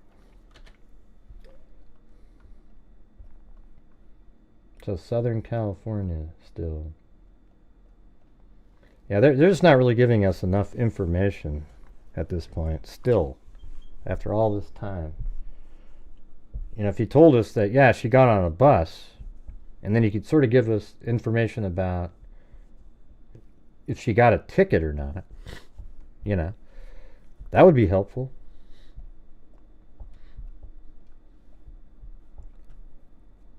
I don't know what they mean by top chat anyways. Yeah, I forgot to put it on live chat. Maybe I'm missing stuff.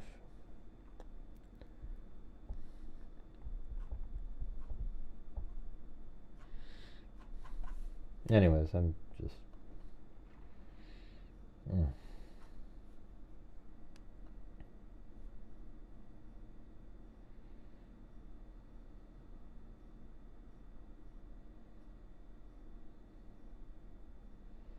Should I open up the phone lines for you guys?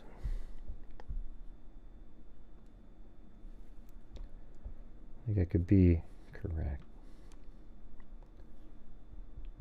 I'm wondering why they haven't released the security footage of her with a man. I know. Well, yeah, because here's the thing is, somebody might recognize who that person is or be able to, like, oh, I saw him the other day. Because the person, if they live in Los Angeles, already know they have surveillance of the guy that was with her. So he knows that he's already known by the police. But maybe, I guess, if it's public, there'd be more pressure on him to maybe go or do something.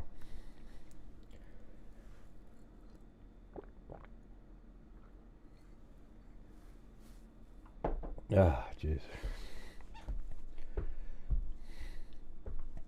Yeah. Yeah, it's interesting. Why can't I have an answer to the question, did she get on a Greyhound bus? You saw her at the bus terminal. Now, the next logical question is, did she get on a bus? You think somebody would answer that, right? But no, nothing.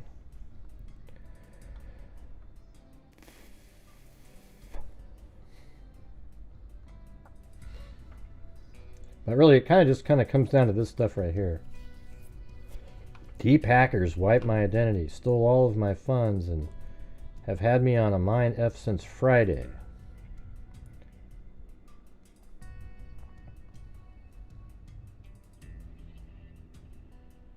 So Friday was the 8th. That's when she got there. Friday was the 8th. So she misses her plane and then somehow gets everything wiped. I don't know, man. I think she got off the plane intending to meet somebody. Because why did the catfishing thing? You know, I mean, she even said, were you catfished by somebody on the internet? No, we met. So that means you met somebody, right? You met a person at the airport. And then but that turned into something else where you end up missing your plane. And then you don't have any money, and then you're sort of going back and forth from the airport to... I'm just kind of breaking it down to the essential, basic elements. The airport to the Grove, back to the airport to the Grove, then back to the airport, and then at some point you speak to a ticket agent, and then after speaking to the agent, or you might already have your bag with you. You had your bag sent back from New York to Los Angeles. Then you have your bag, and then you spoke to a ticket agent. And then after speaking to the ticket agent, you then get on some trains and you head all the way over to an area where you're eventually standing by a Greyhound bus stop. That same night, you make it sort of into the area. which is about right here, kind of near the crypto.com arena. You're just down the road a little bit here at Pico and Hill on November 11th at 10:50 p.m. Then the next morning, you're like 2.5 miles by vehicle away from Pico. You're right over here, either there or here at the Greyhound bus station. You know? So it seems like, and she kept saying she wanted to go to the Redwood Forest. Maybe she even mentioned buying a bus ticket. So it sort of seems like she had something else planned, but why would you go through all this extra stuff? You know, she did tell the aunt, don't tell anybody, keep it on the down low. So that's interesting. Then she, God.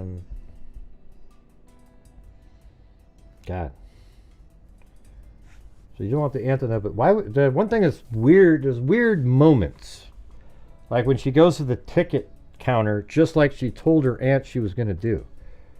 I mean, knowing what that conversation entailed would be a huge piece. Did she literally talk about buying another ticket to New York? Because if she did, that's interesting. Because if you literally were just going to take off somewhere, why would you waste your time even pretending to do that? There's no value in it. You know, it's just... And then she's seen with an unknown person.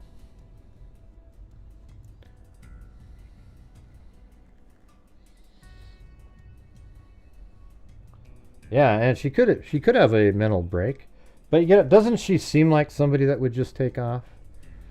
The way she talks and stuff, you know, go with the flow. And then that last thing, I guess these are the other text messages, some of the ones that we hadn't seen yet. You know, it says right here, love you, something. Matrix style, I'm safe, love you, don't worry.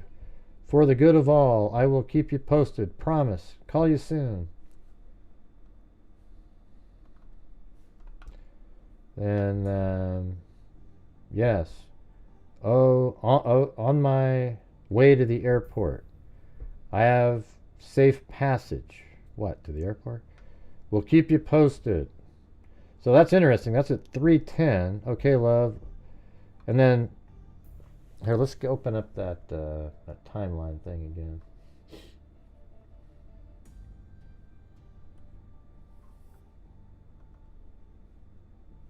Yeah, right here. That's the other one. But yeah, so 5 p.m. she spotted talking to the ticket agent. That's 3:10. We'll keep you posted. 3:40, seen at the Grove again, captured. November 11th, and 5, so you could put it 3:10. She says, on my way to the airport.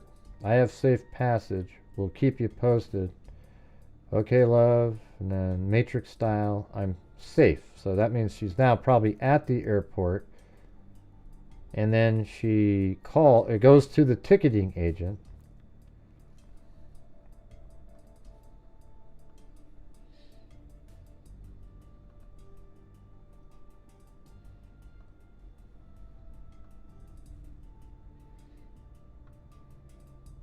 I'm trying to find that one screenshot, but I can't find it.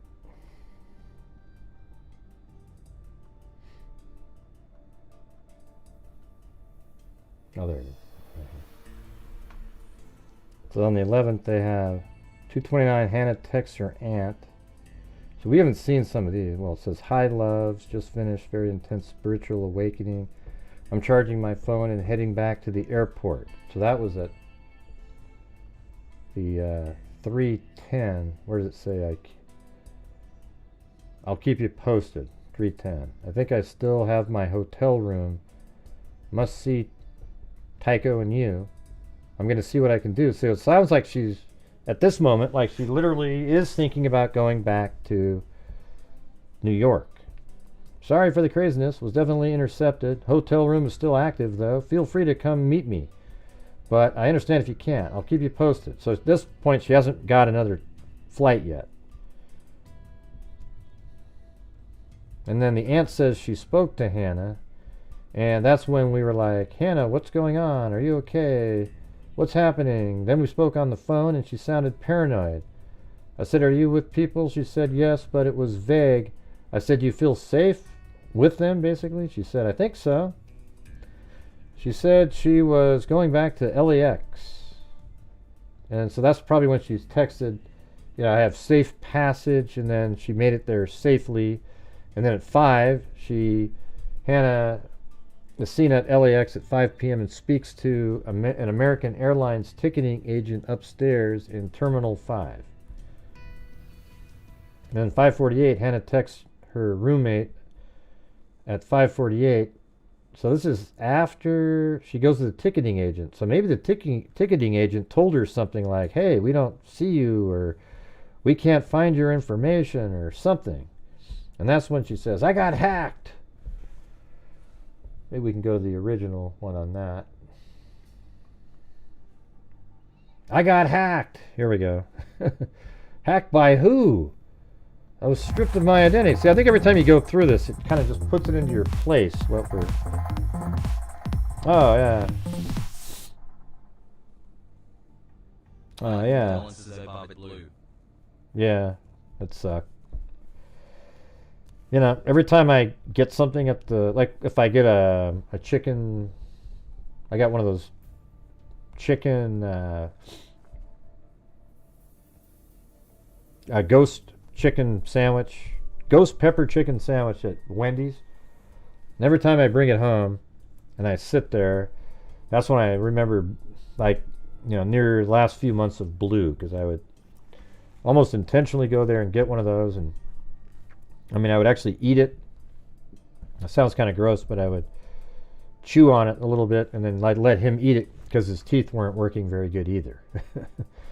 So then he would eat it and he just would just a few things that he would just eat. So I would chew it up for him and then he'd eat it. I know, it's kind of gross, but anyways, I miss Blue. Alright, so anyways, I got hacked. Hacked by who? Stripped of my identity. And then she says I can't fly. So she's at the ticket counter, right? Hey, thank you, Jessica Schubach. Wait, what? How did you get to LA from Maui? Some weird shit, babe. Explain so I can try to help. I can't go to the police. Yeah, that's what she's saying, right? So why couldn't she go to the police? I mean, that's an interesting part of it, right? She can't go to the police. Can you think of a reason why she might not be able to get to the police?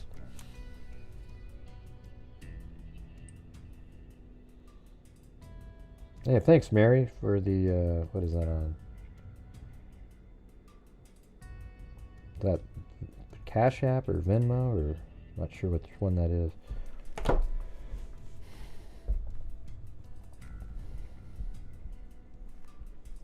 I can't go to the police. Explain it to me so that I can try to be of some help to you. Well, I got tricked pretty much into giving away all my funds. Maybe that's what happened. That's what happened. She went to the ticket counter and somebody stole all of her funds when she was about to buy another ticket. And she didn't have the money to buy the ticket.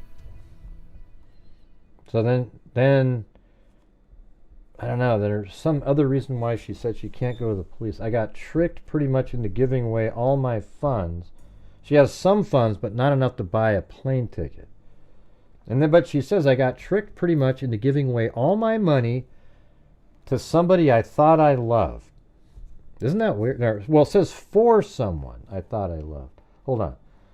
I got tricked pretty much into giving away all my funds for someone I thought I loved. What does that mean right there? So now I'm thinking of it different because it says for that. I think it's, I got tricked pretty much into giving away all my funds for someone I thought I loved. So you're giving away funds not to them, but you gave it away sort of like, no, I mean, I don't know how to really word that, but it's for them.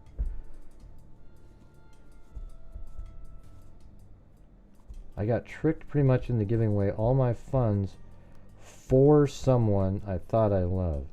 So I got tricked into giving away money for someone I thought I loved. So it's not, she doesn't say by someone I thought I loved.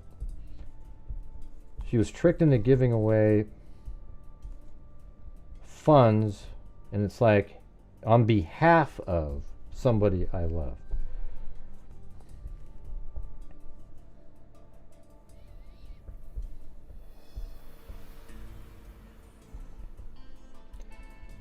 Yeah, can't go to the police.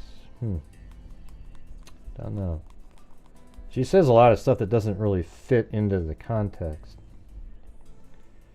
Yeah, it is weird because she's saying for. So I got tricked pretty much into giving away all my funds on behalf of someone I thought I loved.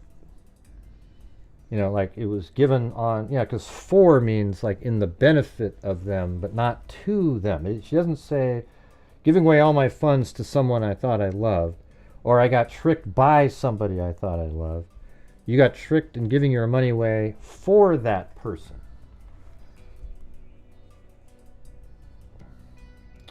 So maybe it was somebody that, okay, something like this. There's somebody that she thought she cared about, and somebody else came up to her and said, hey, this person, John, Joe or whatever. Let's just say the person's name is Joe. There's something just happened to him. We need your help really quick. And she gives away all this money, and it turns out it just disappears. The money goes away, and Joe is just fine somewhere. So now she's saying, oh, he must have been part of it, so I thought I loved him, but I got tricked into giving it away for him because of some other thing that they claimed. What do you think of that? That kind of makes sense. That kind of makes sense. Something like that.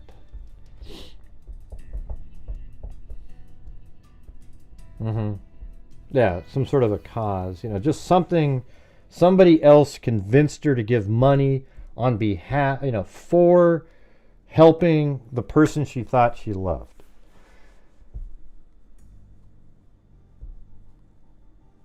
I don't know what you're talking about.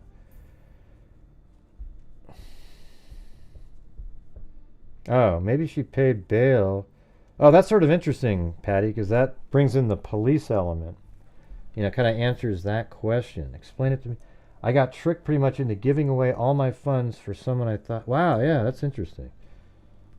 Like, she goes there, but all of a sudden, I mean, how does that happen? She gets there and she's already bailing people out of...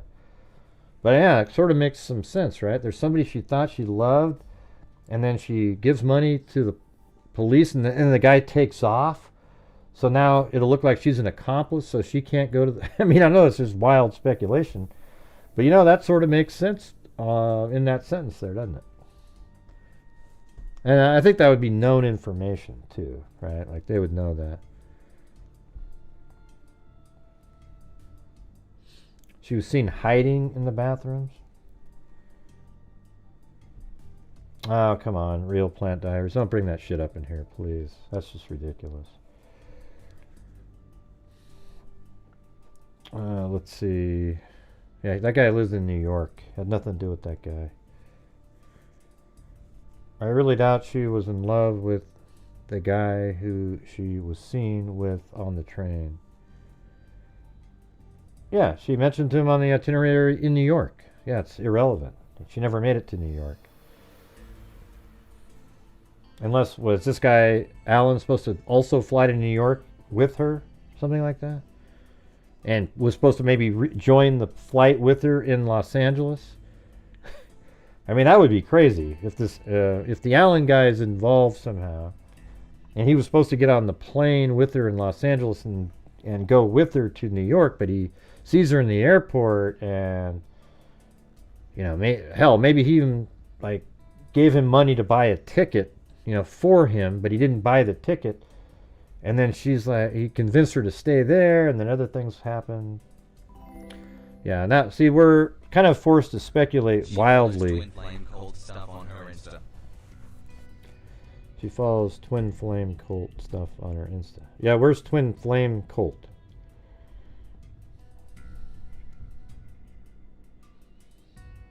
Yeah, she just read something, Zozo, and believes that. Yeah, it's just something she wants to believe. I mean, it sort of sounds like something like you could say she spent money on. Well, why would she be out money if she just married him though? I don't get that part. Yeah, Crime Cricket says, I feel Hannah doesn't want to be found. Yeah.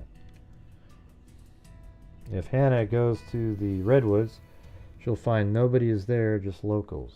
Right.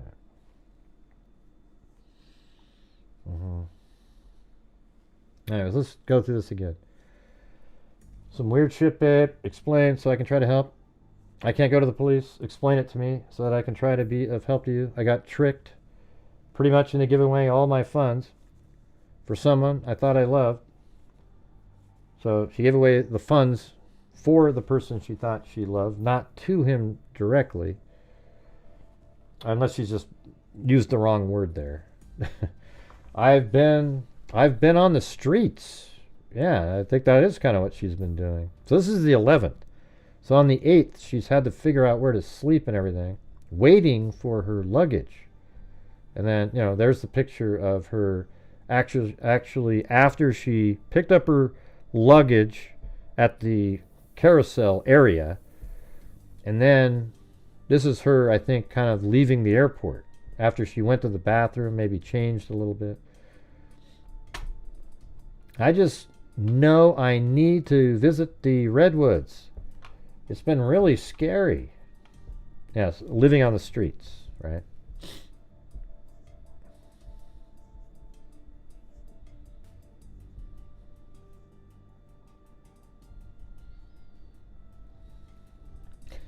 Somebody said she wanted to be a DJ. Come on.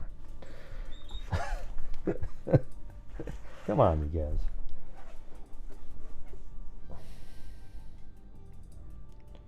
What was the question? I have a little that says, hold on, I'm going to call you. So that call took place, it sounds like. Let me see who I can reach out to in the LA area. You have no money? I have a little left. I want to just get a bus or whatever straight to the Redwoods. Right? And then she was just seen on the, well, not just seen, but last seen on the 12th at the Greyhound bus station. Gonna look for work.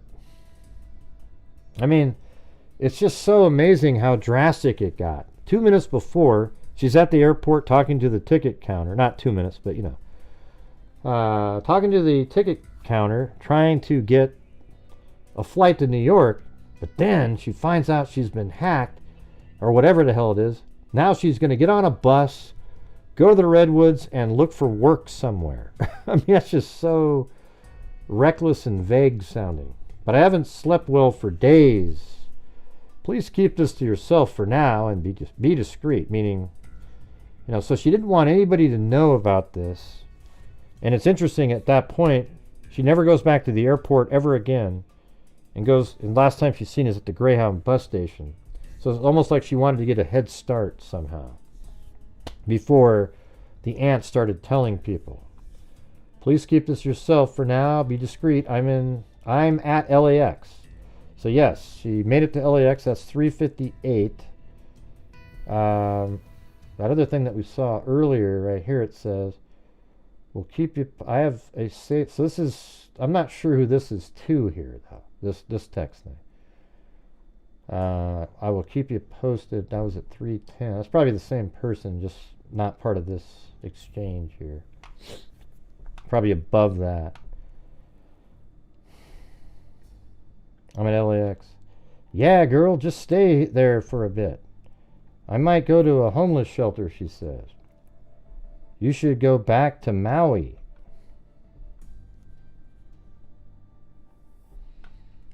I might go to a home, and then right here, I literally can't, love. Yes, you can. You shouldn't be spending money to continue traveling. You have a home and you need to go back to it. Where's your ID? I have it and my passport. Really? Then how come you sit over here? I got stripped of my identity. That might be sort of an online thing that she's talking about.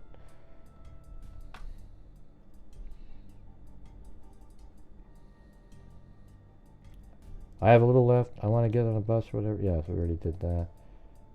I might go to a homeless shelter. I literally can't, love. You should not be spending. And then down here it says, where's your ID? I have it and my passport. Go buy a plane ticket to Maui. So that's at 4 o'clock. So she does make it to the ticket counter an hour after this. It's a really long story, hon. I can't help if I don't know what's going on. If you have ID, you can buy a ticket. Go to the counter at Hawaiian Airlines. I'm not sure what I have stuff of value there. We're missing something important up in here. There's some text missing because we don't know why she's answering that. I have stuff of value. Yeah, I thought this was the roommate back in Hawaii, not the aunt. Yeah. I think I might have said aunt a minute ago, but either way, it's just whoever she's talking to. You can go to the police. Really, what's important is what she's saying, not anybody else.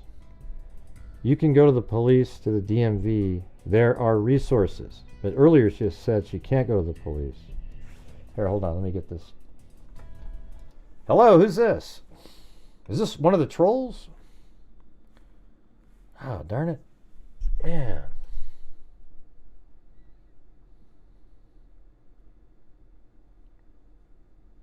Shoot.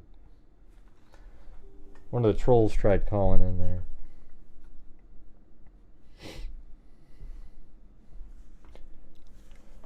Let's see. And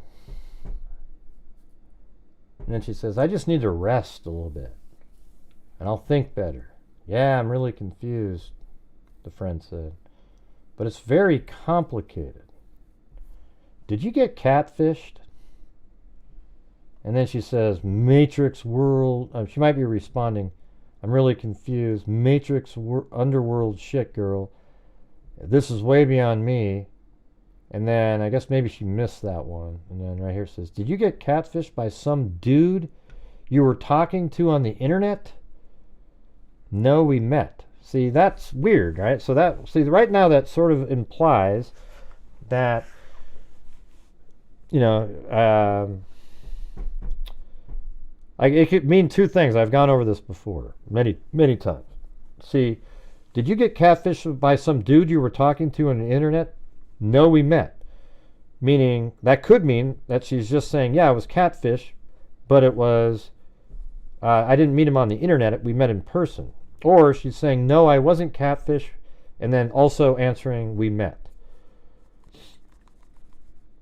But that means she met somebody while she was there, right? And it's somebody she didn't seem to, dispute the word catfish or something. I don't know. It's weird to me. It feels like, did you get catfished by some dude you were talking to on the internet? No, we met. It's just kind of a weird response to that. I can't explain all of it. Just please be open with this, please. That's because it's something kind of embarrassing and stupid that she did. It's way beyond me. No, we met. If you can't explain it, then how can I trust you if you can't tell me what the whole story? I'm talking to a couple of people in LA, but I need to know what's going on. Deep hackers wiped my identity, stole all of my funds, and have had me on a mind F since Friday. So this kind of matches what that Siam guy was telling us. Also matches what somebody that's, was psychotic might say. Deep hackers wiped my identity, stole all my funds, and maybe that's why when she's at the ticket counter, she didn't have the funds to buy a new ticket to get to New York. They've had me on a mind F since Friday. This is the 11th, and Friday was the 8th. This is Monday. And then the friend says, they can't wipe your identity. Is that what they told you? Then she says, I'm just really scared, and the Redwoods is calling me. I know I'm meant to be there. I'm being guided there, like you have before. I risk my freedom if this goes wrong for me, hun. Right. So that's why I was thinking a cult situation. And the word this, whatever this is, that's the answer to the case. I risk my freedom if this goes wrong for me. So whatever that is, you could just highlight that this there. And that's the answer. And did the things go wrong for her and she lost her freedom? And it was that's my cult theory, is that there was something like that. She was just really into, oh, okay, I'll try it, you know. Or she had suspicions of something. She wasn't sure. Do you trust them? I think so.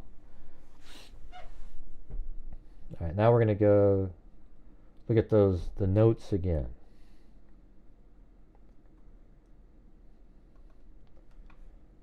So there's a whole page that we don't have here. I guess that's one that I hadn't shown yet. But we do have that one. Yeah, that's this page then. So it says, check in at the hotel. This is her itinerary. Settle in and ease into the Big Apple and surrounding area.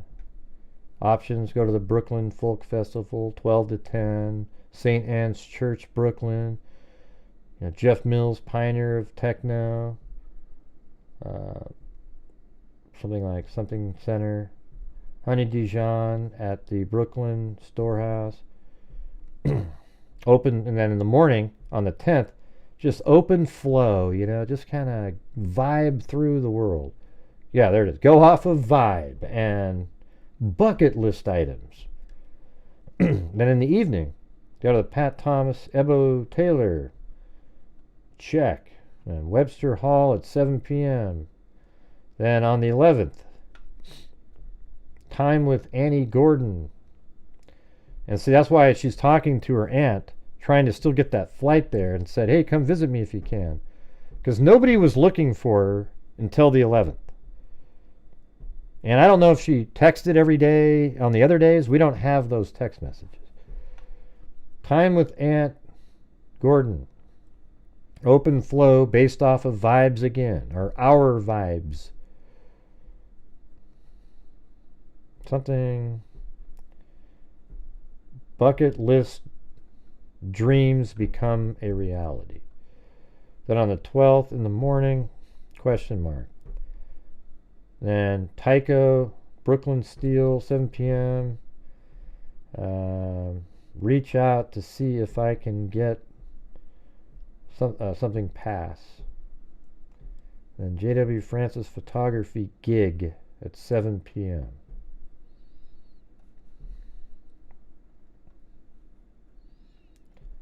And then on the 14th, Central Park with Alan. Brooklyn Bridge. Well, who's Alan though? Like, is that somebody she was supposed to meet in New York? Maybe that person in New York is the one who took her funds. She thought she loved that person. And maybe that person's the one that took the funds. And now she doesn't have money. But why did she miss the plane in... I don't think Alan's the ex-boyfriend. No.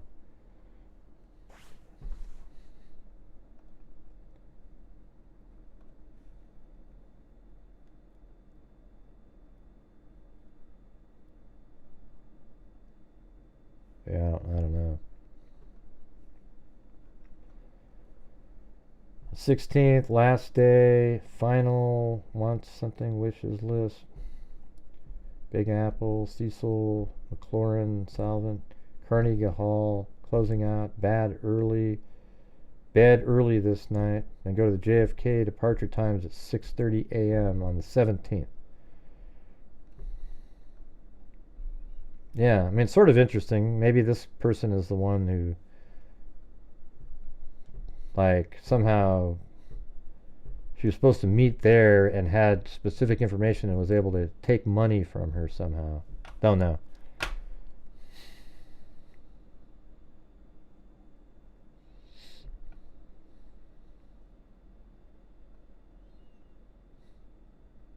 Now, how do we know that, Louise Rivas? That Alan's the boyfriend? Why would she go to Central Park with her ex-boyfriend? They're broken up. No, I was wondering if somebody took her money before she got off the plane. I don't know, though. Yeah, they highlighted the name in pink, right. They were just wondering who Alan was. I mean, if they knew who Alan was, why would they highlight it? If he was the ex-boyfriend, they just would have went, yeah. Yeah, we know, Louis. We know, Louis. We know, Louis. You sound like a lunatic. Of course it was made before they went. But she might have somebody in New York named Alan she was going to meet, Louis. Okay, buddy. I don't know who it is. I don't know what her boyfriend's name is. Maybe it is him, and they were going to hang out together. I don't think so, though. What a dummy. Jesus. Hey, everybody. The itinerary was written before they went. Wow. Okay, see you later. Nobody's making any assumptions.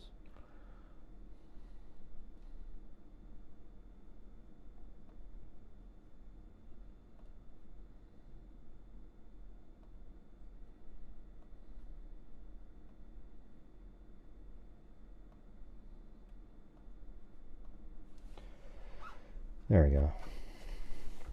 Another troll. To use probable cause to search your phone, they'd have to believe. I know, that's exactly right, Lisa. It's just cuckoo.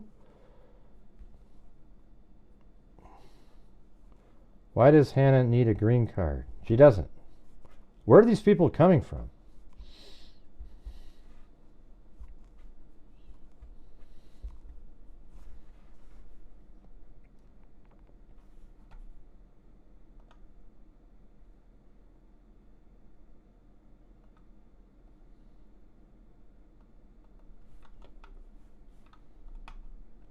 Memorial Museum, Z's Perfect Walking Tour, the Museum of Natural History, solo, she said. All day at Central Park. Shoot something, Alan, solo. What do you think that says right there? Here, let me try this.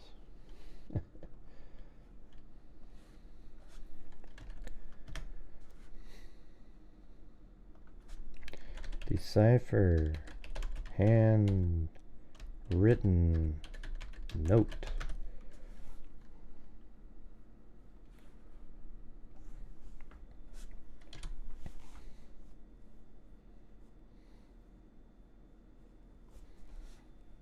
Now let's see what it says. Here is the content of the handwritten note deciphered.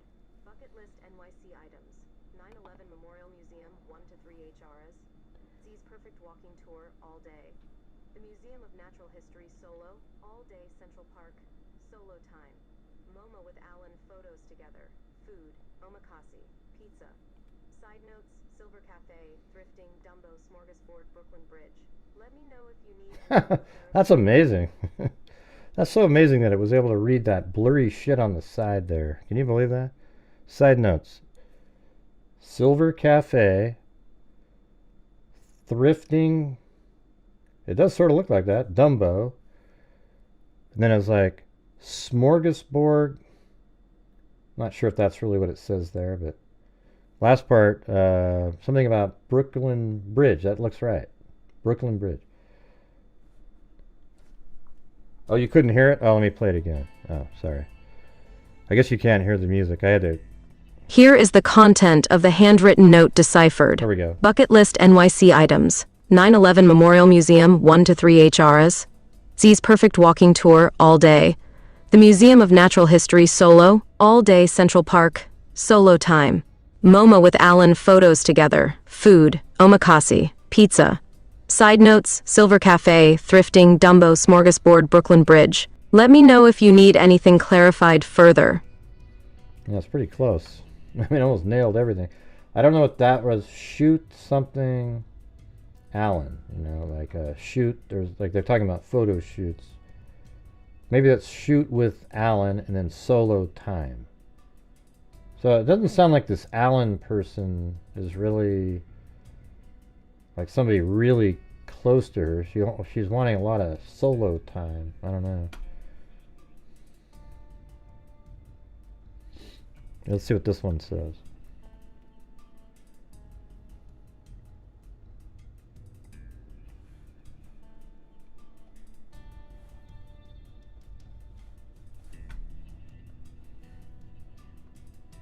Yeah.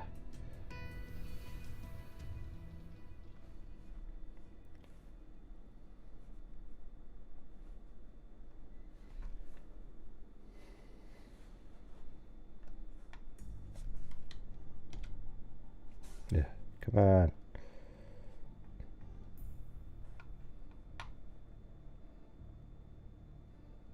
Here is the content of the handwritten note deciphered. November 9th, 2024 to November 16th, 2024. Check into hotel, arrive 9:20 ease into the Big Apple and options. Brooklyn Folk Festival, 12 p.m. 10 p.m. St. Anne's Church, Brooklyn. Jeff Mills, pioneer of techno knockdown center. Honey Dijon, the Brooklyn Storehouse, 11:10 a.m. Open flow, go off vibe and bucket list items. p.m. Pat Thomas and Ebo Taylor, Webster Hall, 7 p.m. 11:11. Time with Auntie Jordan. Vibes. Open flow based on our vibes bucket list, dreams become reality. 11:12 a.m. p.m. Tico, the Brooklyn Steel, 9 p.m. Note, reach out to see if I can get approved. No. 11:13.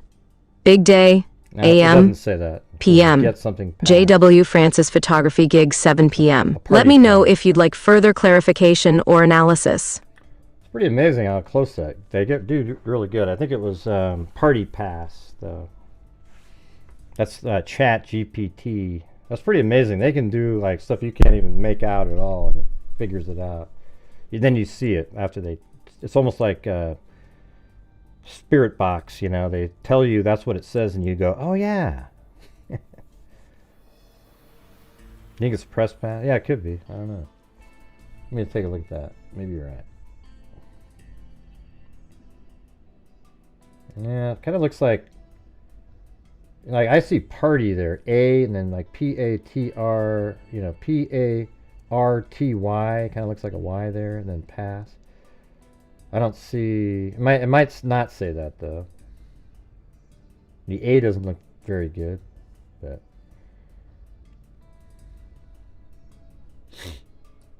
All right. Do you guys want to do the call in?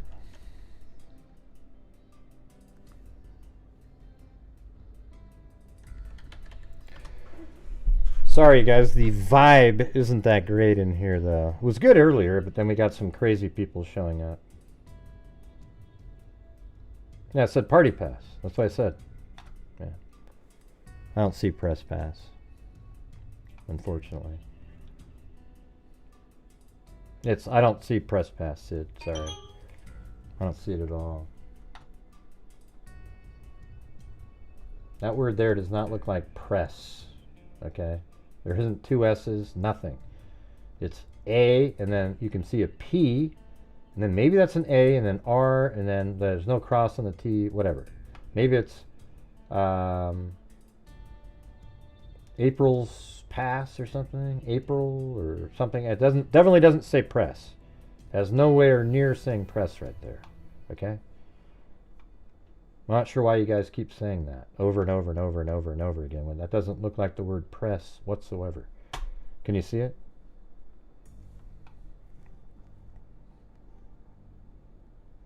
Yeah. And it doesn't really matter, actually. Nothing in the itinerary has anything to do with anything other than maybe that name Alan that somebody mentioned. You know, maybe he did something and that's the person she was going to go meet in New York. But then why did she get off the plane in LA? And maybe she found out while she was in LA that something happened, or on the flight. That's what we were saying yesterday. That on the flight she felt like something happened to her and her identity was hacked. And then she gets out of the plane, she's trying to figure out something, then the plane takes off without her. Then she's stuck in town for, who knows. Hello, this is Gray. Who's this? Hey, it's Zane. Zane. I bet it's a party pass, and it's probably she's trying to get a pass to a party. Well, that's what it looks more like. The word press isn't in there. Right, so it's probably a party pass, meaning something that you had to have a special ticket or pass to get into. I mean, that makes sense. And maybe that's the place says, reach out to see if I can get... And then what was right before that? The Tycho at the Brooklyn Steel, and that's at 7 p.m. And then like a note, hey, see if you can figure out a way to get a party pass or something. I don't know. So, whatever it is, it's not definitely isn't press. So, I mean, I guess unless you want to say that one little vertical thing is an S, then that might be an R, E, and then a weird, strange S there. But she has two nicely formed S's on pass, so it feels like she would have done that over there. So it looks like an I don't know. But party makes more sense. It does. I was also going to tell you I did catch Dog the Bounty Hunter's interview because his youngest daughter was a friend of Hannah's. Yeah, I don't. Who knows if that's even true at all? The thing is, Bounty Hunter, he never solves anything, but he's basing it on his bounty hunting years where he did track down people. But can you name one case since then? He always, amazingly, he's always following the really big cases. Almost like some of the YouTubers out there who never even follow anything else that's not one of the big ones. And somehow he shows up and he never solves any of them. It's amazing. It seems since his wife died and he's remarried, it's just, he's lost his mojo. Yeah, he always has a lot to say, and everybody goes, ooh, you know what makes me upset is when people go, look at that, man, the Dog the Bounty Hunter's on the case. We're going to get this one solved. And I just look at it and go, oh my God, it's even less likely now. Yeah. Yeah. No, I agree with you on that, but I don't think, because I think there was an interview, and I didn't get a chance to watch it, where his daughter was actually talking, because Hannah used to live on the same island as they did, and it's one of the smaller islands. That was, but I also saw one of the FBI. Well, what did they say then? Was there anything interesting? Well, he said that Bonnie had, it was Bonnie, the younger daughter, that that it didn't sound like Hannah on the text because she doesn't use the word hun and different things that she pointed out that said that's not Hannah. But you know what's interesting though? It's like, but the thing is she was having this conversation and doing the things that were in the conversation. So that's why I think it's her. Like she said, I'm going to go to the ticket counter. That's exactly where she went. So why somebody else said, I'm going to go to the ticket counter. Hey, Hannah, you have to now go to the ticket counter to match what I said in the text. That just sounds bizarre. Well, right? It depends on when the text was written and not really when she went to the ticket counter. It all perfectly lined up. It perfectly lined up. At like 3:20 or something, she's like, "Hey, I'm gonna go to the ticket counter and get another ticket." And then at 5, she's at the ticket counter. Yeah. Because I wish they would release some of her normal text between family and stuff, and then people could see what they're trying to tell everybody, But without that, it's kind of hard to figure it all out. But because I know there was also some FBI what is her name, Jennifer Coffin. What is her name? She's always on Coffin some of the Daffer? talk shows, like Yeah. Nancy Grace and. Yeah. She gets everything. 'Cause she was saying- she always figures out the cases, man. When it's all said and done, it's exactly what. Nah, not really. Yeah, I don't know what the deal is. I've actually talked to her on the phone. Being controlled. Well, she always. I would talk to her on the phone, and she tried to make it so I didn't bring something up in another case, and I don't know, man. I don't really. I'm just saying. I think regular people out there can think just as clearly and accurately agree. as any of these people, and we do that here. Well, That's why we're yeah. accurate a lot.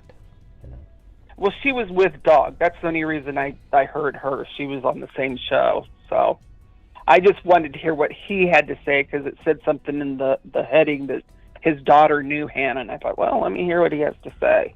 Mm-hmm.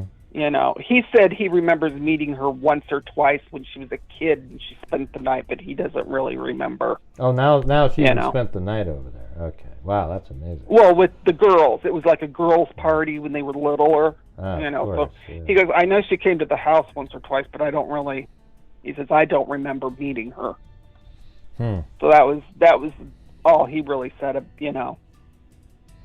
Yeah, usually when he shows up on a case is when it's at its peak of popularity and nobody's on a really good path in the public. And then he shows up and then he makes everybody go, oh, the bounty hunter, he's going to be on, he's going to find something. And somehow he'll end up, maybe he'll show up somewhere. I don't know, man. Every case, same thing in the Brian Laundrie, Sebastian Rogers. Now he's in this one. How come he's never helping out on Joe Smith's case? Well, I'm serious. It's just it's weird. I agree. That does make sense. Yeah. It's like, well, Joe's not important. Right. Why isn't he helping out Joe Smith? Well, great. You just don't know about. No, we know every single thing that he, the cases he does, he makes sure everybody knows. And nowadays they're just the really big ones. And then he gets, because his name's famous, he'll get on a media show and I don't know. Yeah. I mean, any help's good and everything like that, but let's just not pretend that somehow that's going to, maybe there'll be one of these cases that he'll solve, and then I'll eat my words, but it hasn't happened yet. No, you won't have to. Yeah. I agree with you that I really think since his wife, that the one that was the bounty hunter with him, maybe she was the one with the great ideas. Yeah, she was pretty cool. I liked her. I liked her too. Yeah. But the thing, one other thing I was just going to briefly bring up was when you had said, you were talking about maybe someone in New York she had kind of had an interest in. Maybe that's why she made that kind of vague comment about, well, I should still have a hotel. Like, maybe they had something to do with her reservations. I don't know. Yeah. And some of the other reservations didn't get made. Maybe when she got off the plane, she found out she'd been taken, and then she wasn't even sure if she still had a hotel. Yeah, or just on the flight, she realized she didn't have any money, or was really short, or something. I mean, the thing is, she must have given money to somebody, and it seems like the person was in Los Angeles, but maybe it was the guy in New York that she was supposed to meet there. That was some guy that she thought she really liked, and she made time for him too. But then before she even got there, she realized something she did for him led to her losing all the money that she had. So then when she gets to the airport, that's when she finds out. She gets off the plane, and then somehow she's looking at something, maybe even on the plane, but she's looking. Well, you don't really get to do that on the plane. So when she gets off the plane, she notices that something's wrong, and then her sort of freaking out about that led to her missing the plane. But then that would be true that she didn't miss it intentionally, I guess. But then for 3 days, she's willing to not ask family members. See, that's the part that's strange. Why wouldn't you ask family member for help and stay in a freaking hotel or something for Because 3 you days. don't want them to say you're a failure again. Right, right. There's something. That, oh, you and your silly Uh-huh. ways, you messed up Right. big time this time, girl. Right. So then she's willing to sleep out on the streets and everything. Then she goes back and forth to the airport. She must have gone on one of the trips, said, hey, I need to get my luggage back from New York. And they said, well, we'll try to get it back on one of these other flights. So then she goes back and checks on it a couple different days.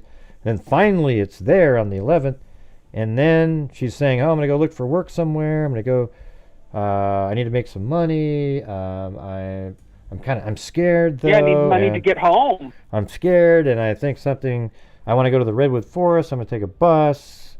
I'm scared. I think something might happen. I mean, it's just weird, all the different things that she's saying. And she's saying, because I might lose my make freedom. Sense. Yeah. You know, it makes more sense kind of that way, just because it's a situation where, okay, my family's going to think I'm a failure again. I'm going to figure this out on my own.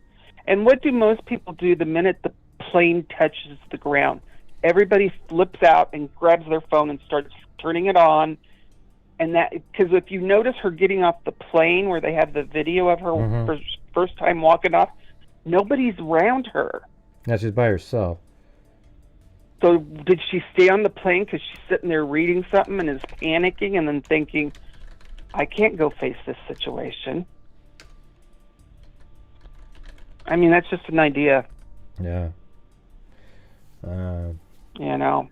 I mean, But I'll let somebody else call in. Sat in the back. I wanted to give. Maybe she sat in the back of the plane and was the last one off, or the first one off. Yeah, that could be. Because I know with my husband, he always says, just sit, we'll wait.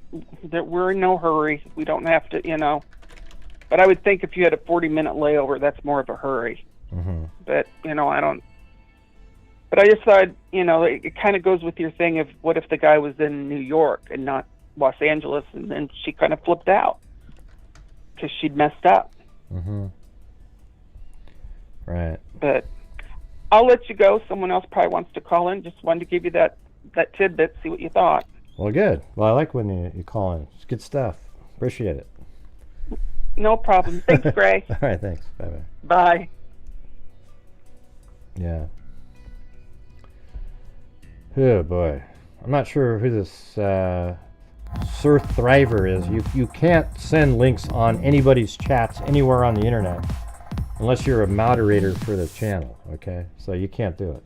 Trying for a freak wave. Hey, Tracy Harrison Sass is going for a freak wave. Will it happen? Will it happen? I wonder if the style of music and artists she was scheduled to see can offer insight to her interests. Yeah. I don't know. My whole thing is New York itself has nothing to do with, I mean, you know, the person Alan living there, but it feels like,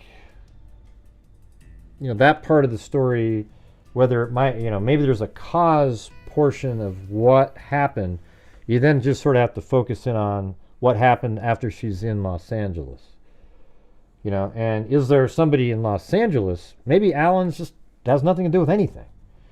And the person in Los Angeles is the person she thought she loved. But if you're on a trip, let me just think of it like this. If you're on a trip, and wouldn't you find a person in New York, and that's why, you know, like, you've already got this trip going to New York. Isn't that the place that you would maybe meet somebody, perhaps online, and build an interest with? Because that's where you're going? Or would you literally, oh, LA, I'm going to be there for 10 minutes. You know, I can meet this person I thought I loved and lose all my money in that short amount of time, and then, yeah, see, that doesn't make a lot of sense.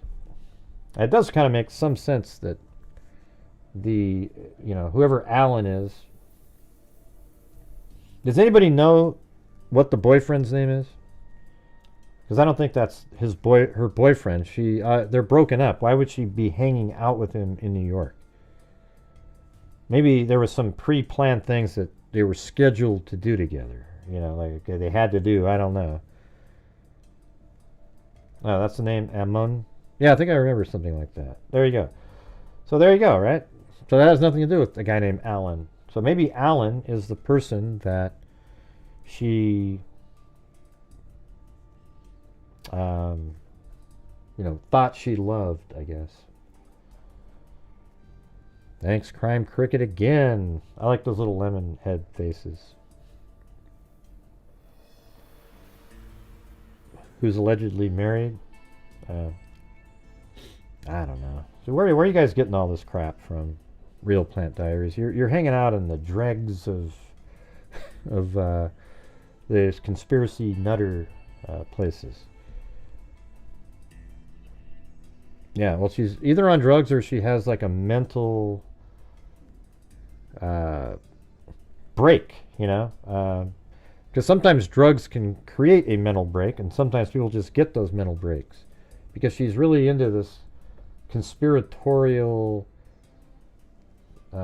situation. I noticed that sometimes people with dementia who don't realize things are going on, they think that there's some weird conspiracy going on because they don't remember things, and they think that you're making up the fact that of various things.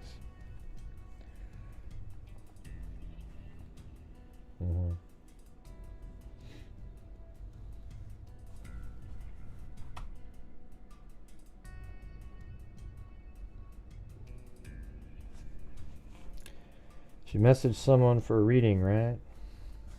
Well, you know what readings are, right? What do you think it was? Who's Sir? I don't know who Sir is.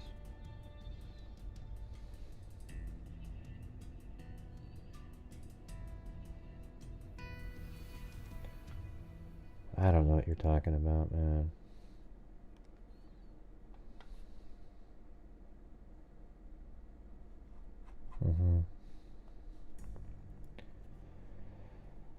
It's just, reading, spiritual reading, whatever. To me, it doesn't matter. It's still all that weird crap, tarot card, psychological reading, whatever the hell it is. It's garbage, okay? That's not fair, Gray. I think those are real. I went to this one psychologist who's, forget it. I don't want to. I had a reading once, and they knew my name was Bob.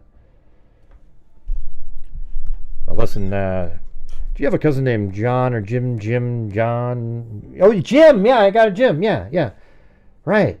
Now, is it possible that Jim, he's kind of an older or younger kind of guy? Like an older, younger guy? Yeah, he's younger. Yeah, and he's younger, and then he... You guys got to watch the show, what's the name of that thing? Trailer Park Boys, man. The Jim trick. Hey, do you know a Jim, or does a Jim know you? Oh, Jim, my dad? Yeah, you and my dad go way back. Everybody knows a Jim, right? I don't, Gray. Okay, so it's not funny then because you don't know a Jim. Yeah. Yeah, isn't that a great show?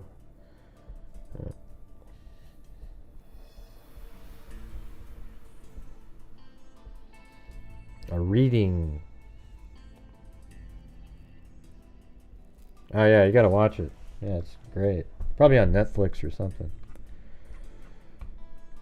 Julian drinks a rum and coke 24/7. There isn't one scene where he's not holding a rum and coke. Like in the entire... I mean, he could get in a car accident and he'd still hold that rum and coke up.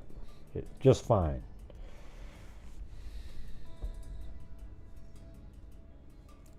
Yeah, Ricky, Julian, Bubbles, Mr. Leahy. Who's the other one? Oh, yeah. It's good stuff. Who was the other guy? Kevin? No, who was the guy with the Mr. Leahy's fling or whatever? What was his name? He was like a police officer or something. Yeah, J-Rock. He was pretty sweet. I don't want that person to call in. Thanks. You guys always tell me to have the conspiracy theory people call in. Like it's sort of something you need to happen. Yeah, Trevor. Yeah, that guy. Yeah, Randy. No, it was Randy. That's who I was talking about.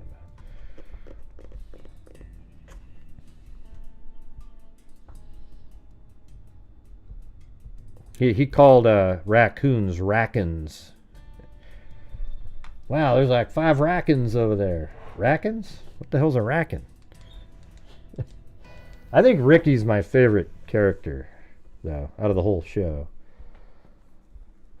I don't like Bubbles that much. I don't even like Julian. Let's see. Yeah, this photography gig, hard to believe. Yeah, I don't think there's like a gig.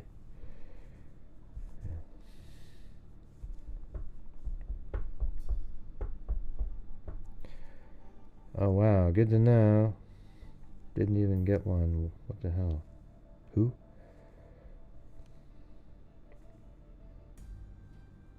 Man, you guys are crazy. What are you guys talking about, Shannon, TTGO, Tracy, who I haven't seen in like 10 years? She contacted him in October and told her he could not afford a photographer, offered a press pass, but never heard back. Come on, you guys. Jesus. You guys believe anything that somebody says? This isn't conspiracy theory, but okay, I won't call in. Ooh, you're a literal PI. Oh, wow. And trying to help. Everything I'm saying will bear out and is Googleable. That's amazing. I never even spoke to you once during the show, RZDRMS. I don't even know who you are. I've never even seen a comment that you made, but wow, okay. Yeah, well, go find a place to hear it. I've never even spoke to RZDRMS once tonight, so I'm not who in the hell they're talking to. I have no idea. They just wanted to throw that out there. Nobody was even speaking to them, but they wanted to let everybody know that they're a literal PI, okay? I don't care, Kelly. Haven't seen a word they said. All right.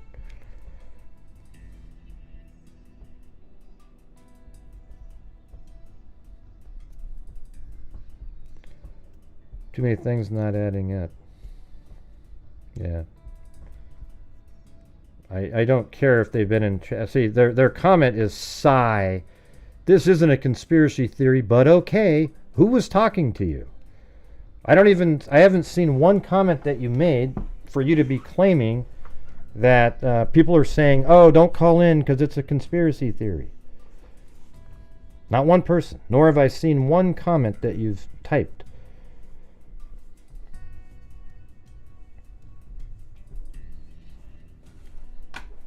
Yeah.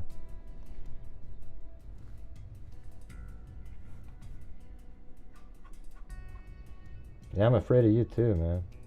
Wow, you're one of those strange people. Sir Thriver, we're gonna have to put you on timeout for a while. Really bizarre types. I saw another channel. The video narrative had all of the Hannah very well thought out plans, how she saved money for the... So what happened? Well, how do you know that they were correct, Kathy?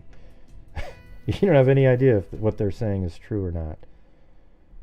Hannah very well thought out plans, how she saved money for the trip, etc. All we have is our itinerary. We don't have any information about her plans for the trip.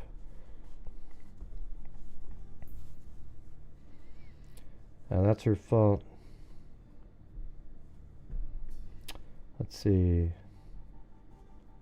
I told that person to state their opinion as fact in the chat several times. Yeah, I don't even know who this person is that you guys are talking about, this quote PI. You know, I have no idea. Haven't seen a word that they said. Yeah, Benny the Jets, get the hell out of here. Block that person. I wasn't mean at all. I'm just telling you the truth. Never heard of that person. Okay, thanks for the feedback. I'll find that information. I saw it, then post it at another time. Don't know what you're referring to.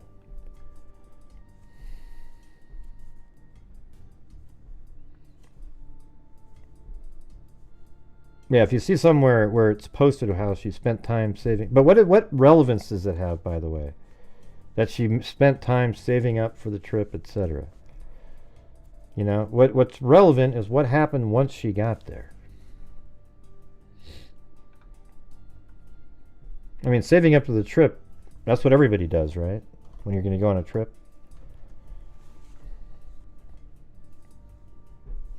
No, it's not, Kelly. It's not. I don't agree with you. But does it matter if she bought a puppy 10 years ago?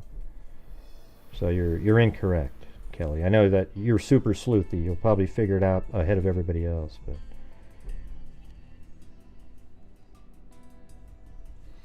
I'm gonna get rid of that person. Yeah. If you want to come back, it's not your channel, Kelly. Tonight's just been a shit show of different people showing up. It's not good. All right. It's not like last night where the people in here were normal, kind of an interesting conversation that people are having. This is the night where all the wackos show up, drunk out of their minds.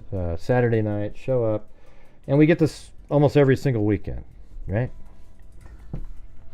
But we did what we were planned to do tonight, was we donated $4,000 out of the income from the channel, $5,500 for the month, and we're at over $250,000 in a 5-year period of time. All right, so you can be, thank you for being trolls and disrupting the chat. Really appreciate it. It's good stuff. Yeah, really good stuff, I mean, everybody comes in or out of nowhere pretending they have this huge, vast amount of knowledge about a case where there's no information other than the information that we have in terms of timeline and stuff like that. That's it. And her text messages, those are the key elements of the case.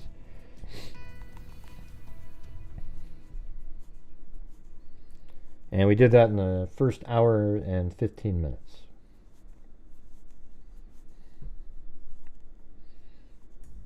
Hello, Missy6.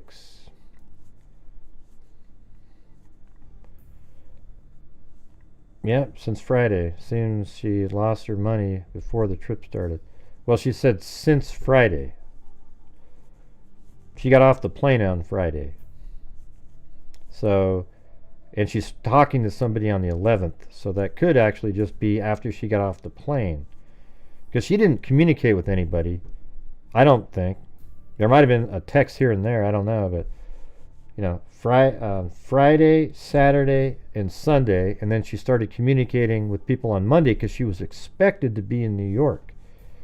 But I think don't you guys find it very interesting that she had her luggage sent back to her at the LAX airport? Why wouldn't she just leave it in New York and get to New York where your luggage is, where you're supposed to be? Instead, she sends it back, and then guess what? After she got her luggage, we barely see her again until the next day at a Greyhound, and it seems like she's taking off.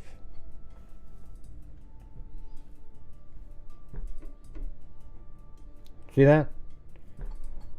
What do you mean she's proof? What does that mean? God, man, type a sentence for God's sakes. Oh, she poofs. I see what you're saying. Yeah, she just goes poof, gone. Yeah, and you also have to look at it like that. See, the thing I was bringing up the other day is she goes to the airport, and goes back and forth from the airport to the Grove, the airport to the Grove, the airport to the Grove, and she's just really kind of waiting for her luggage to come back. So doesn't that really kind of mean that she didn't intend to go to New York at that point? So she gets her luggage, and then after that, she goes away from the airport and is never really seen back in the area again. Just spotted a couple times on a train, then at a Greyhound bus station.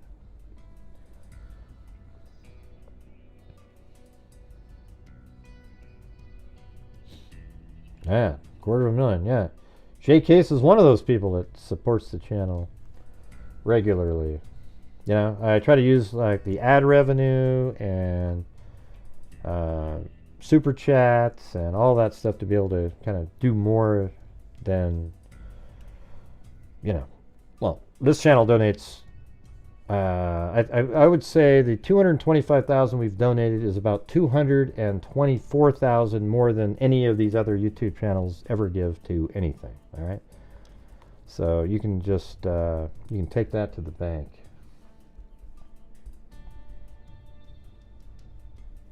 We've known she never wanted. Yeah, we know. Well, we don't absolutely know that for sure, Dark Dante. I'm just giving the evidence of that. Because she did go back to the ticket counter on the 11th first. So we don't know what she said there. Yeah, 225,000 since January of 2020. Pretty amazing. And that's all because of the freaks. And, you know, obviously my ad revenue and stuff that I create on my own, but yeah, we'll see that. Hey, TTGO Tracy, you're asking somebody that question with all the stuff that you say? Come on. Jeez. The police said she purposely missed her flight. Yeah, they said that, and then the family said that she didn't purposely miss her flight. I think she purposely missed the flight. Yeah, we know, Dark Dante. We've gone over all of this 100 times, but there's always a little bit of information that contradicts the other pieces of information. Why did she go to the ticket the ticket person at 5 o'clock on the 11th? What purpose did that serve? Why didn't she just, after she got her luggage, get the hell out of Dodge? Instead, she went to the ticket person. Why did she do that? I believe she intentionally missed her first flight to New York. But did she then plan to go to New York later and then something changed her mind? Yeah, I think when she got off the plane the first time, she intentionally did not want to take that flight. I'm talking about later on. Did she have second thoughts? She seemed to explain to her friend that, yeah, I'm going to try to get there, and then talking to her aunt, too.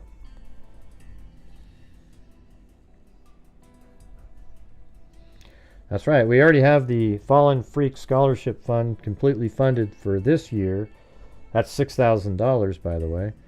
And that's for a scholarship fund. People are already submitting their applications. This time we're just doing it in video. And man, how amazingly has that shrunk the application pool.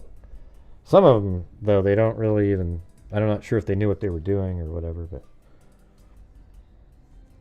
Sue Tonarelli says, our family runs a nonprofit, all self-funded, so I get it. Keep up the great work. Awesome. What's your nonprofit? Sue Tonarelli? So I get it. Keep up the great work. Yeah.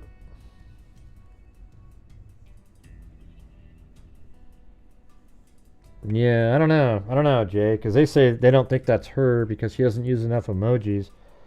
But for me, it feels like it is her because she actually is having a conversation and she says, "Okay, I'm gonna go to the ticket counter. I'm at the airport," and that's where she is. She's at the airport, and then she goes to the ticket counter just like she said she was gonna go do. So you'd have to believe that there's somebody else dictating, like writing back. Okay, we're gonna go to the ticket counter, and then I don't know. Just hello, this is great. Hey, great. Oh, is this live?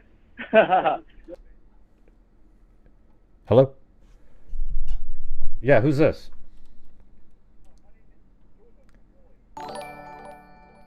Jonah from who? Who? What are you doing? Yeah, what do you got? What do you have? You have like you're already giggling and making weird noises, so you're not even on the air yet. So let's see if we get the regular call. What do you got?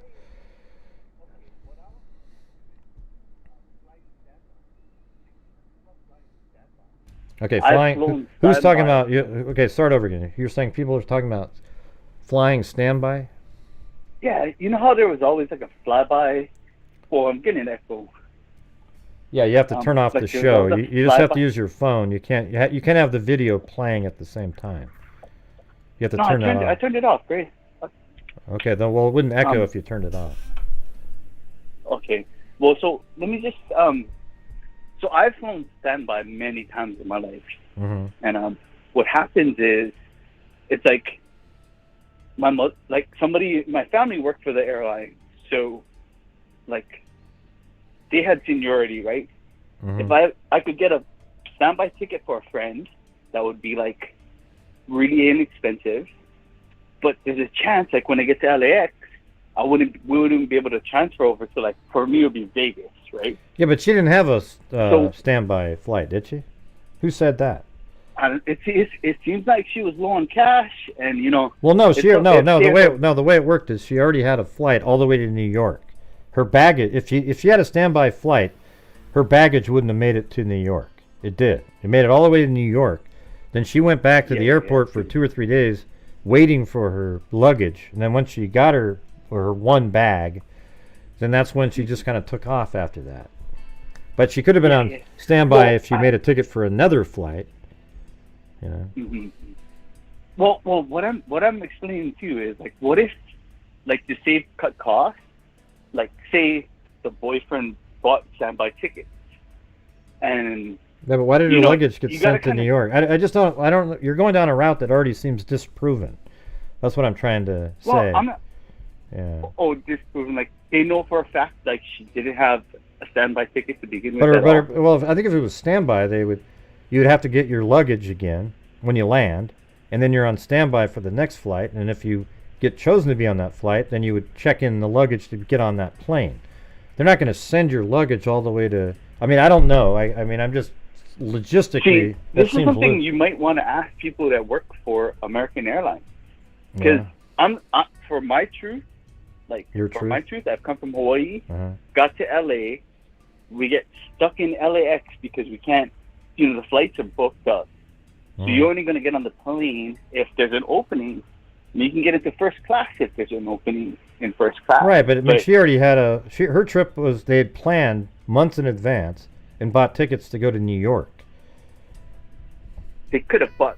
Like, if your family works for the airlines, you could buy tickets, like standby tickets.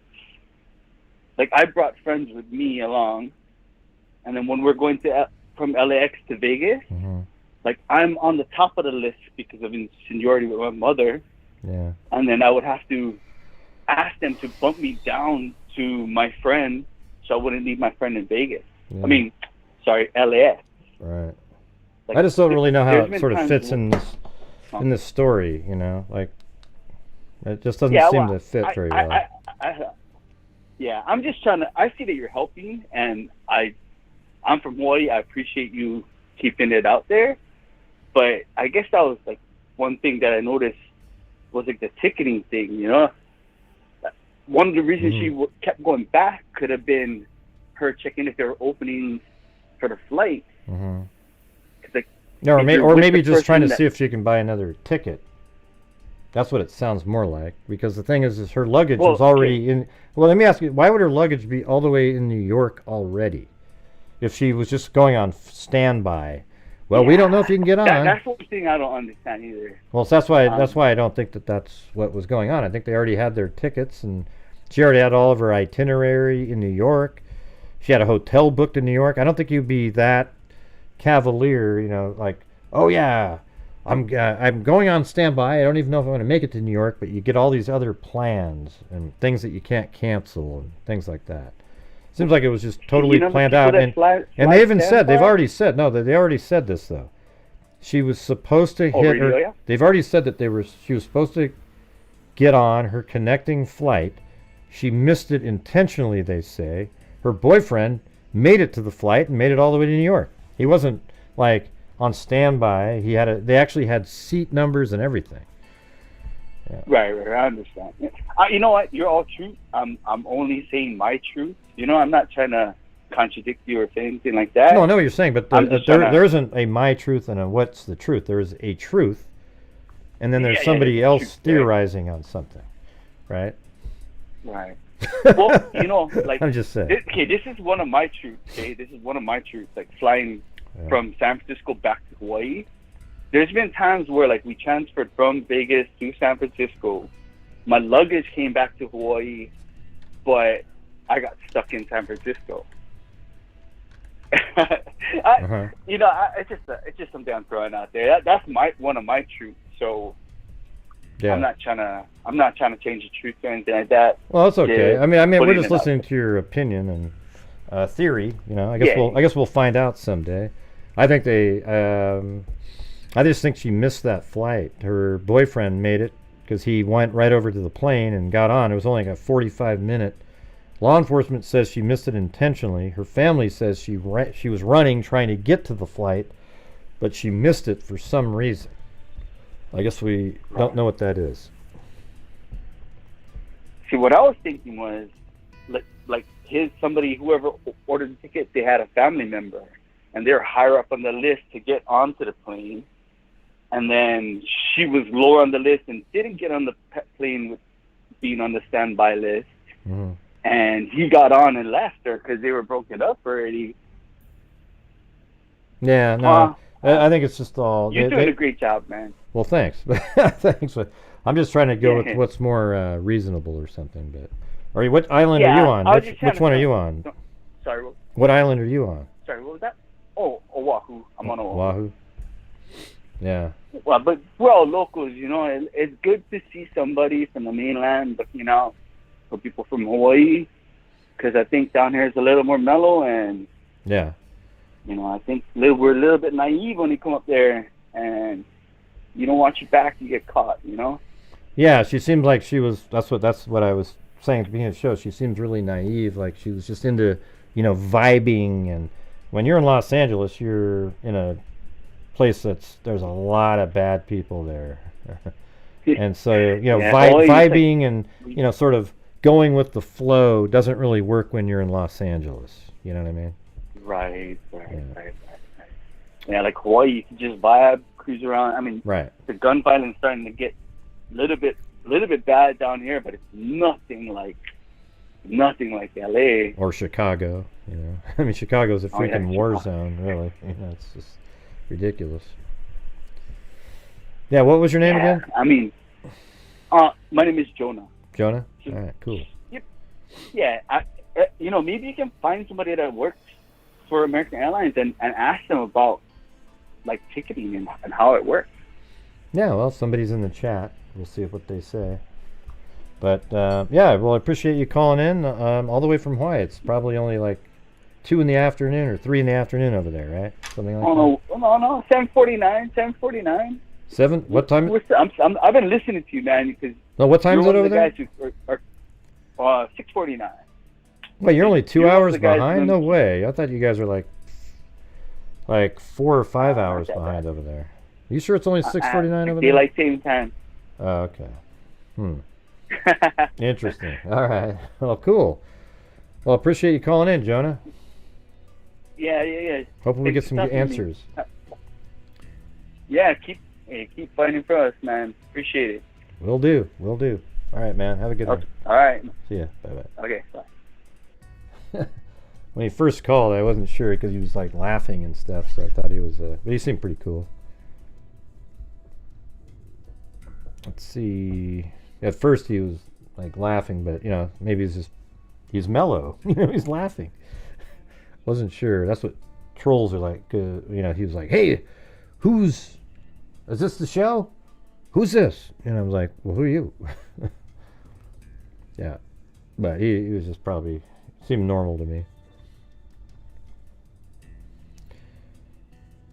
From Virgin Terminal to 88, I wonder if she missed the flight due to the short. Well, how come her boyfriend made it to the flight? Yeah, I mean, her boyfriend made it to the flight. Her ex-boyfriend, I mean. Yeah, we know Redshift. I don't need an explanation of why it might be. Everybody sleuths out every single. Let's see. Welcome to the Freaks, CI.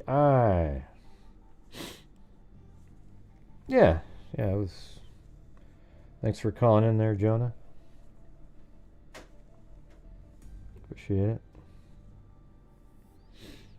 Let's see. Did LAX have to do something with Hannah's being trafficked? I don't know. How do we know she was trafficked? So you're assuming that she was being trafficked. Crowny VVI. Right. Hey, thanks, Carla M. Very cool. Appreciate that. All right, who else is calling in? Now it's a good time to call in. Even if you're somebody that was...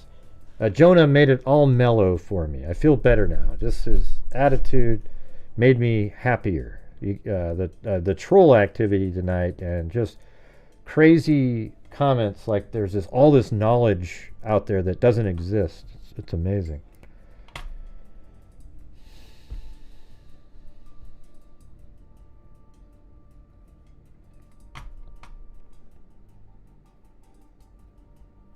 No, we know.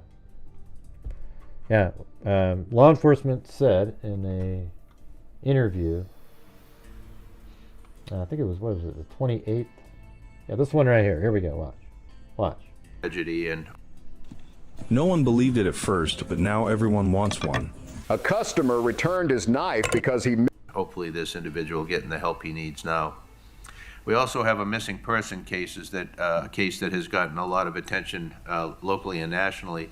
On Friday, November 8th, 23-year-old Hannah Kobayashi missed her connecting flight from LAX to New York, which the investigation determined was intentional.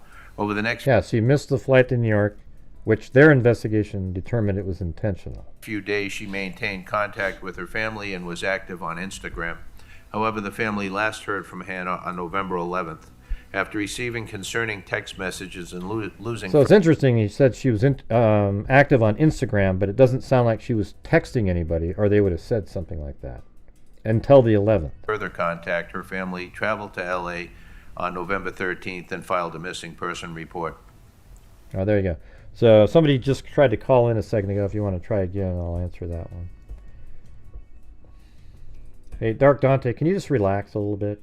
You're over amped up, man. You're just calm down, all right?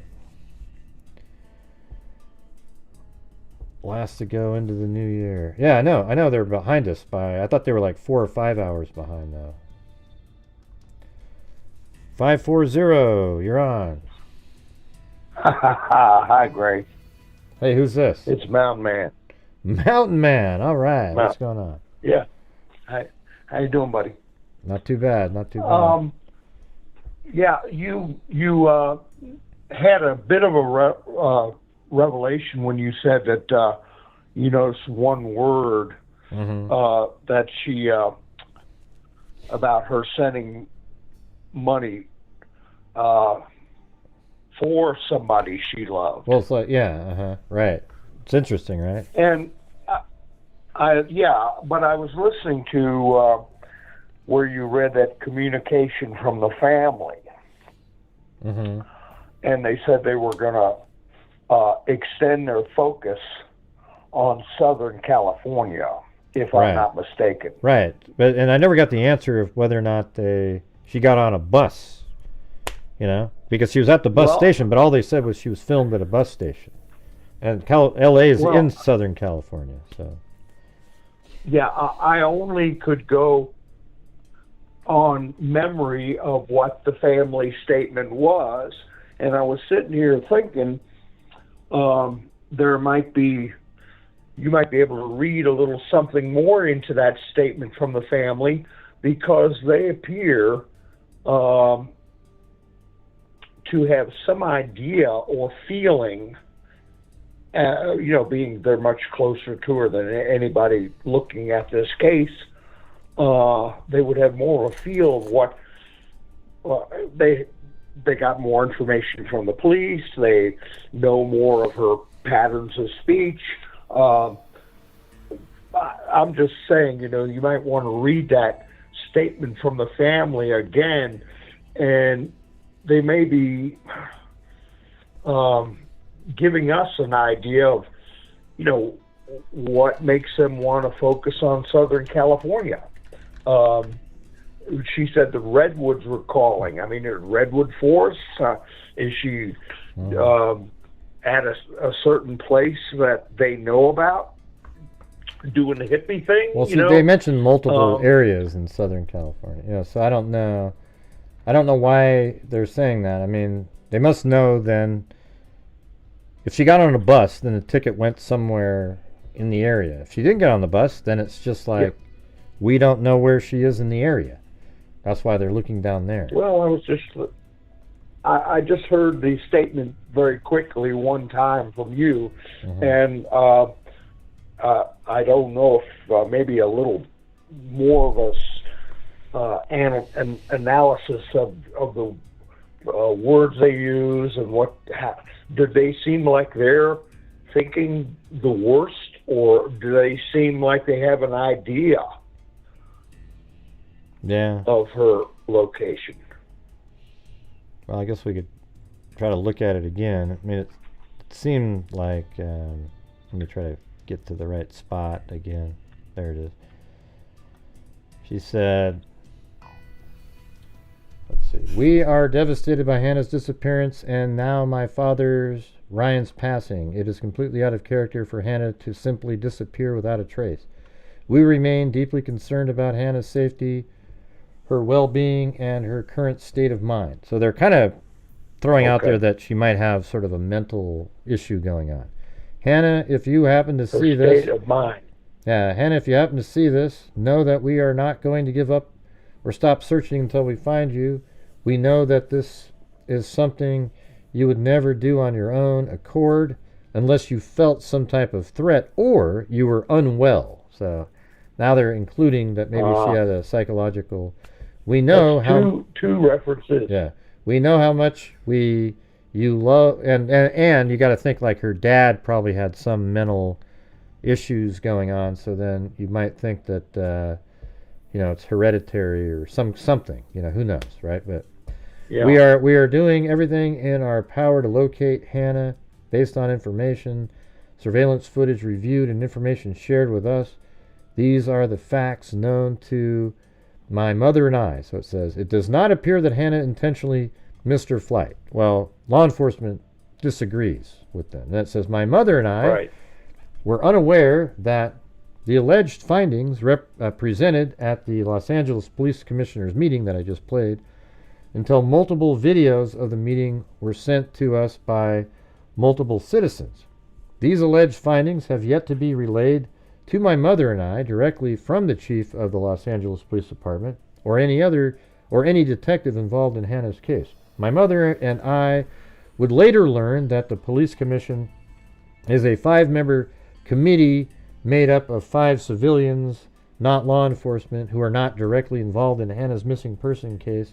Specific facts contained in that report were inaccurate, such as Hannah's age. They said 23. And she's saying she's 30, but I've read that she's 31 in articles, right? But anyways, Hannah was reported missing to law enforcement on November 11th, not November 13th, as stated by the chief. I think it was the 12th, though, not the 13th.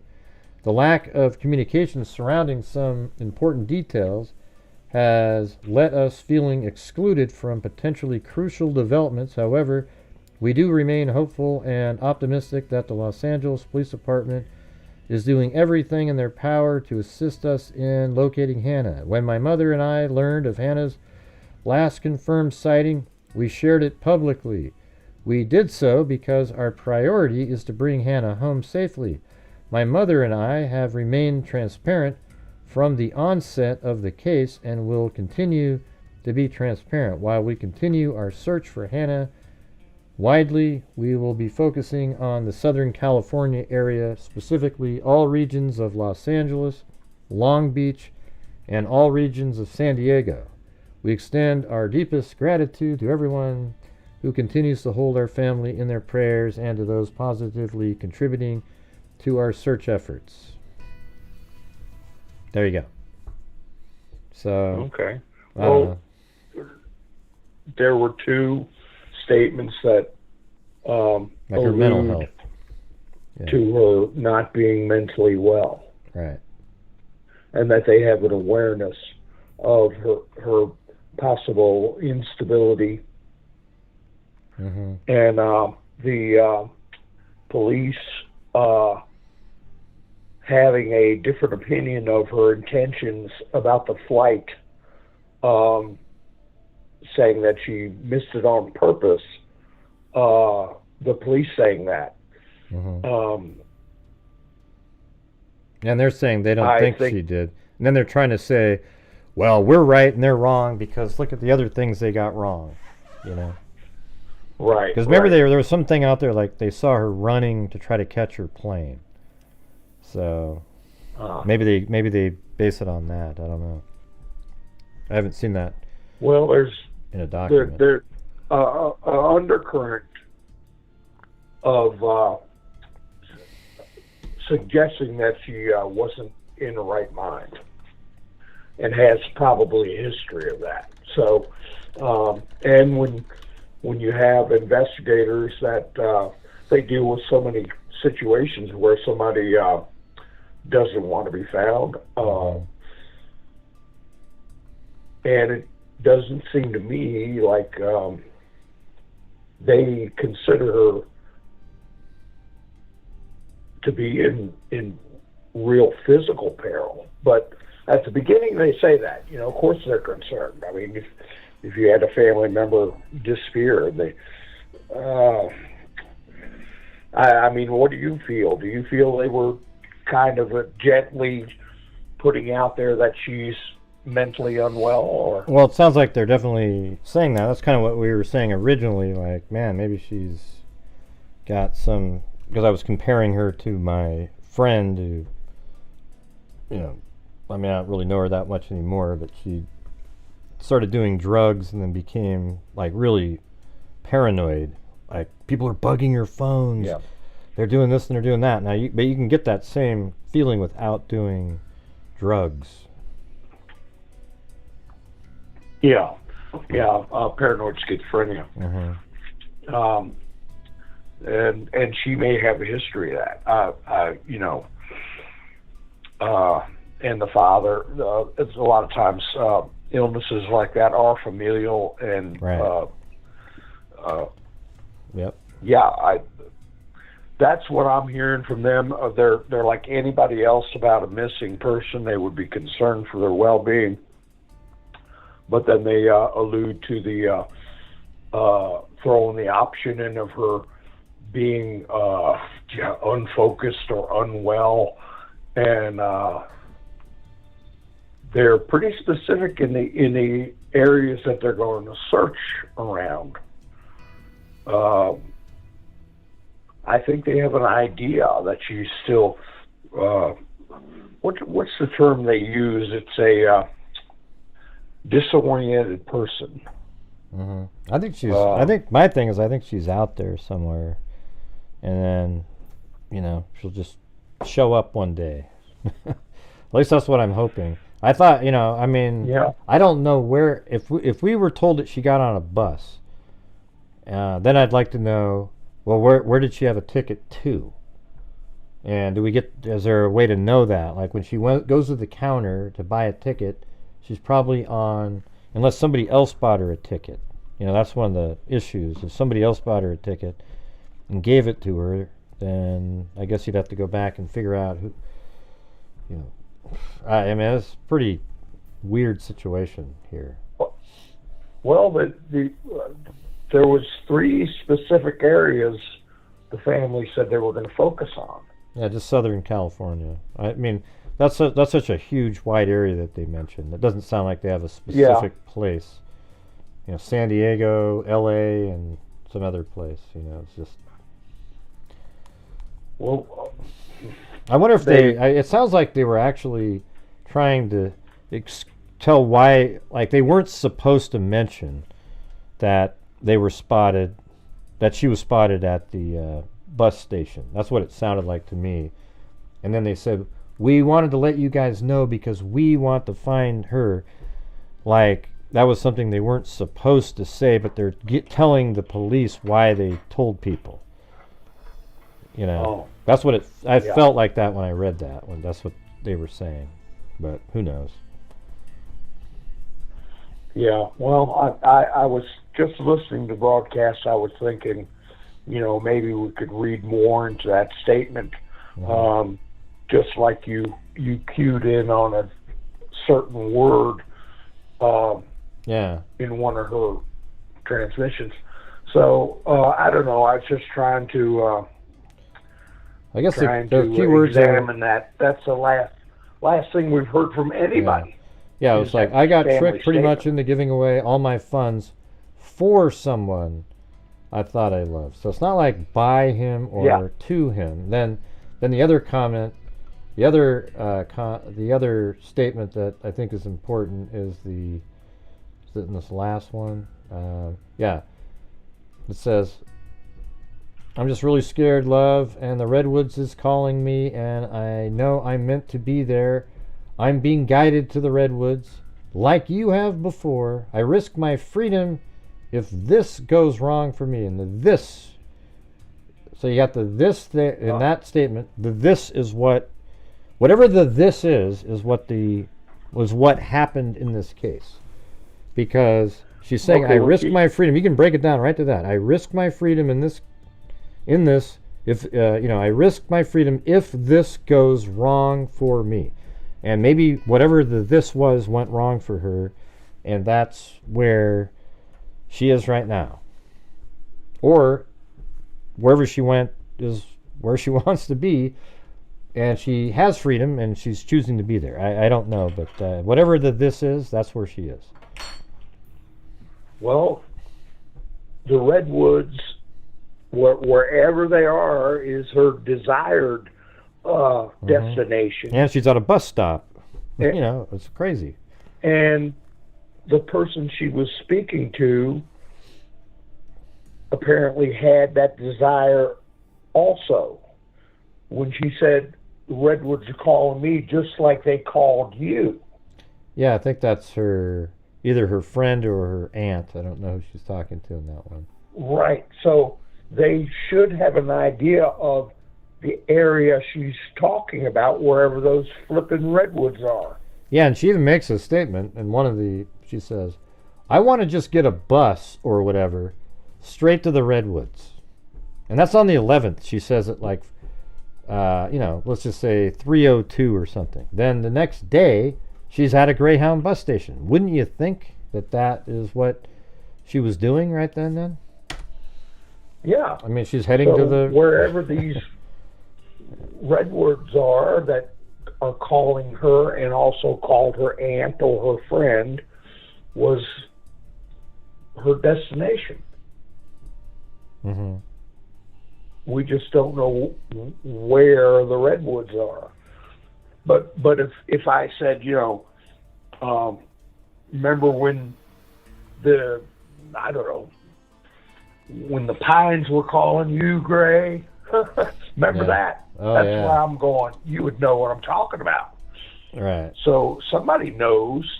Somebody in the family knows. Well, it might have just been. She might not have meant it that way. She said, let's see, I know I meant to be there guided like you have before. Like just a journey, a spiritual journey. I don't know if she says, I am just really scared, love, and the Redwoods, if calling me, and I know I'm meant to be there. I'm being guided there. Like you have before. Doesn't mean necessarily to the Redwoods, but like a spiritual journey that she was guided on before. That's what she's saying. It could mean the Redwoods, but it also could just be just in general. You've been guided before, and now I'm being guided to the Redwoods. Some ethereal location. Right. Some other place. Rather than a specific Redwood Park or Redwood Forest. Because I know the Great Redwood Forest, is that what she's talking about? People go out and live in these national parks and, just stay for months, and people. But the thing about her father passing away, if she's incommunicado, I don't know what kind of coverage. Well, they're not thinking of areas. The family is not thinking of camping areas or national forest. They're talking about city areas where they're going to focus their search. So she would have service, Mm-hmm. Yeah. And $10 you can get a track phone. If worse came to worse and somebody stole your phone. Yeah, so people are talking about Richardson Grove in the chat, and we've already talked about it. I've already got a pin on that spot. You can't see what's on the screen, but it's right there. See? Yeah, we've already discussed What's that? Well, Zozo mentioned that on an Instagram or a post that she mentioned, like she'd been to Richardson Grove State Park before. So, yeah, maybe they have redwoods there, and maybe she went there. I don't know. It's a state park. Yeah. But they're not telling to look there. So I think it's really important. I mean, law enforcement's probably way ahead of whatever the family's doing, if they're even looking. I mean, I think they are looking, though, the FBI and them. But however, if they think that she left intentionally, why would they spend any resources at all? Because she's an adult and can... That's what I thought about alluding to it first, and then I figured I better not. But when I said that there's so many missing people, and some of them just really just want to be missing, law enforcement sometimes will just act like they're doing something and say, she's, on a personal adventure or whatever. And I kind of get that feeling with the contradiction between what they think about the flight and what the family thinks. That there's two different levels of urgency, I'll put it that way.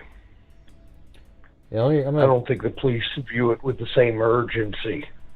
Right. Yeah, maybe they don't. Doesn't sound like it. I guess that's why the family is trying to say, well, we think, disagreeing with them, because that might be a reason that they... But, I mean, I don't know. I think she might have missed the flight intentionally, but I don't know if that would mean that she's missing intentionally to the police, because she might have missed that flight intentionally to do something else, but now she's kind of just disappeared. So maybe... I haven't seen somebody in the chat saying that they've decided that, they're not looking for her anymore. But I didn't hear them say that. I don't think let me just, you can't hear it, but, like on that. Home is more than a place. The commissioner that we were playing it's earlier, the people you can't and hear you it live for. we're talking Choose on the phone. insurance that helps you experience. Was Let me just listen intentional. for a second. Over the next few days, she maintained contact with her family and was active on Instagram. Don't speak, because I'm family playing last heard something. from Hannah on November 11th. You can't hear it. After receiving concerning text messages and losing that? further contact, her Hold on, family hold on. traveled to L.A. on November 13th and filed a missing person report. On November 15th, our missing persons unit assumed investigative responsibility.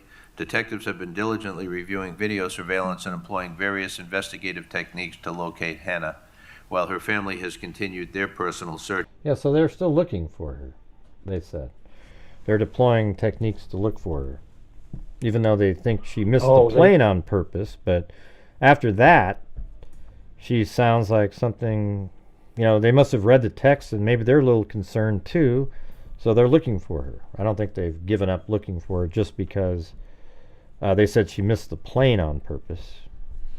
I guess it's possible, like if she missed the plane on purpose and then there was no other circumstances, they might not be looking for her. But in this case, there's a whole bunch of other things, like she kept going back and forth to the airport. She seemed like she was nervous about something. I don't know, just... Did they have a press conference? When's the last time the police had a press conference?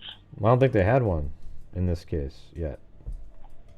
Well, that's odd because, if there was a level of urgency, they'd have press conferences and say, well, what buses left on this day or this time frame were going in this direction, that direction, to this city, to that city, anybody in these areas that it may have seen her, something like that. But it's like, what's the term somebody used in chat? Spoof. Mm-hmm. Yeah, well, that's what I said. They're not like engaging the public with information to help where the public can help. I haven't heard anything of that nature. Yeah. Don't you think that's odd? Which part? I'm reading somebody. Where they don't give out information for the public to, like, search their minds about certain areas or certain bus routes. Yeah, I mean, they or should be a little bit times. more open so that people can be looking around and trying to remember if they saw somebody and try to find her. It seems like they just really... Yeah, they must have tracked her all over the place. There's cameras everywhere. They have to have followed her, you know. Yeah, and the last time she was seen with a camera is the one you showed where she was at a bus station.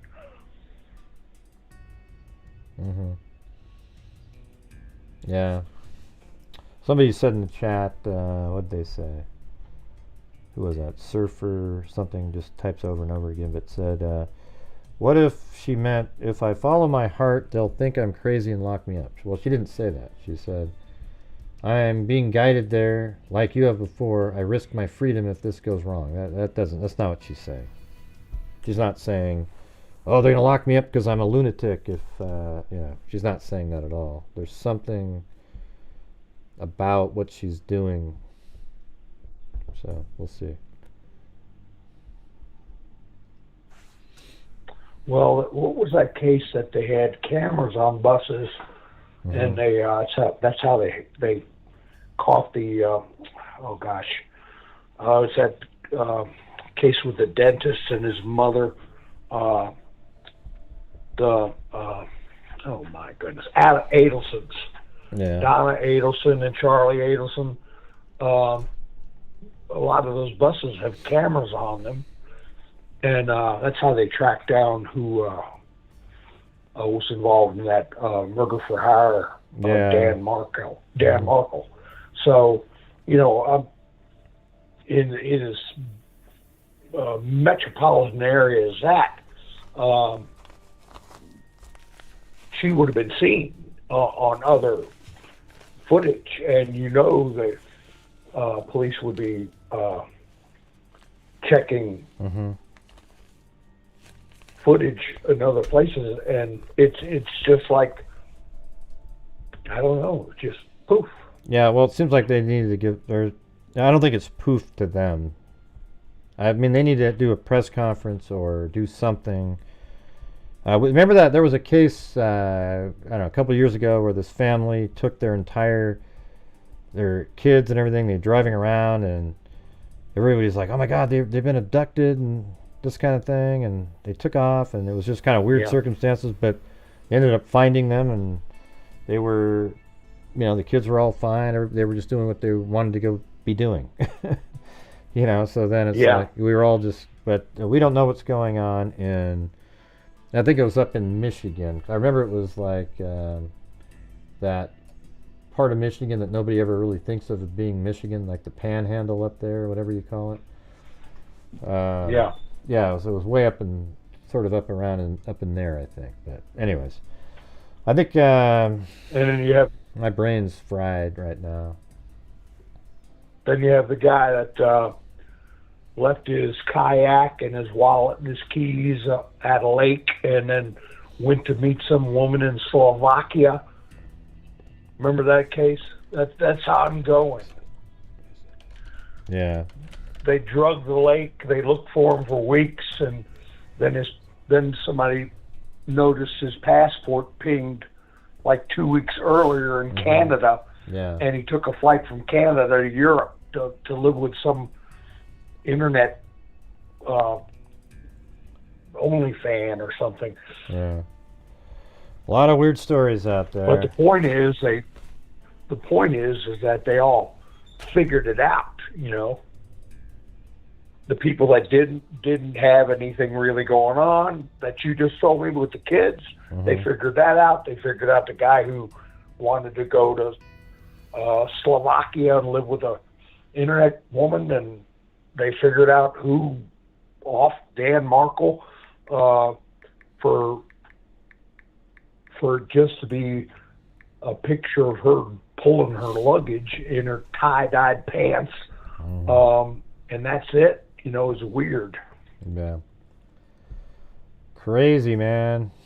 Anyways, my brain's so fried. I think I'm gonna get out of here. All right, bro. All right. I appreciate you calling in. I'll talk to you later on. Yeah, well, I'll be fresher Okay, tomorrow probably. I'm just like so much stuff going on today. It was crazy. I was all over the place. You get some rest and something will pop in your head. Yeah. You go, oh wow. Yeah, there you go. That's right. But anyways, right. thanks, Mountain Man. All right, have a good one. All right, buddy. You take care. You too. All right, see you. Bye. Bye-bye. All right. Well, there you go.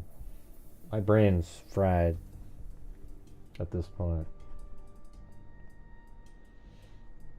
So I want to say thank you here to Georgina Stoliker. This is so if you got here late, we have a donation night every last day of the month. But we're going to talk about Hannah's case after that. It has nothing to do with the donation night at all. I even word it that way up above. So what we did this month is my channel, out of the income, donated $5,500 this month. That was one of our better months that we've had. All right, so we have we reached. I was going to do about 5,000, but we reached the goal tonight, so we did 5,500, and there we go. So it was really productive. The channel as a whole is at $250,000 since January of 2020. We did 22,000 in the year 2020, 42,000 in 2021, 62,000 in 2022, and then 2023, 57,350, and then we probably will be lower than those last 2 years, but we're at 46,000 now, and hopefully we get to 50. That would be cool. If we get to 50, that'd be good. But I don't imagine this next month will be as good as this month, unless there's something crazy comes up or something. But anyways, I want to say thank you to let's see, Georgina Stoliker, Richard Watts, then Brown Eyed Girl jumped in with a cat eye, then Cheryl Bullock, and Timothy Cecil, Peggy Day. I think Brown Eyed Girl did a ton. She did, I think, another double cat eye too. Peggy Day, Charlene S., then Tina Humphrey, Marie Pintler, then Kay Me, then Alley Cake with a cat eye, then Brown Eyed Girl did a double cat eye. So that's 150, just like that. And Herbert Landscaping in upstate New York.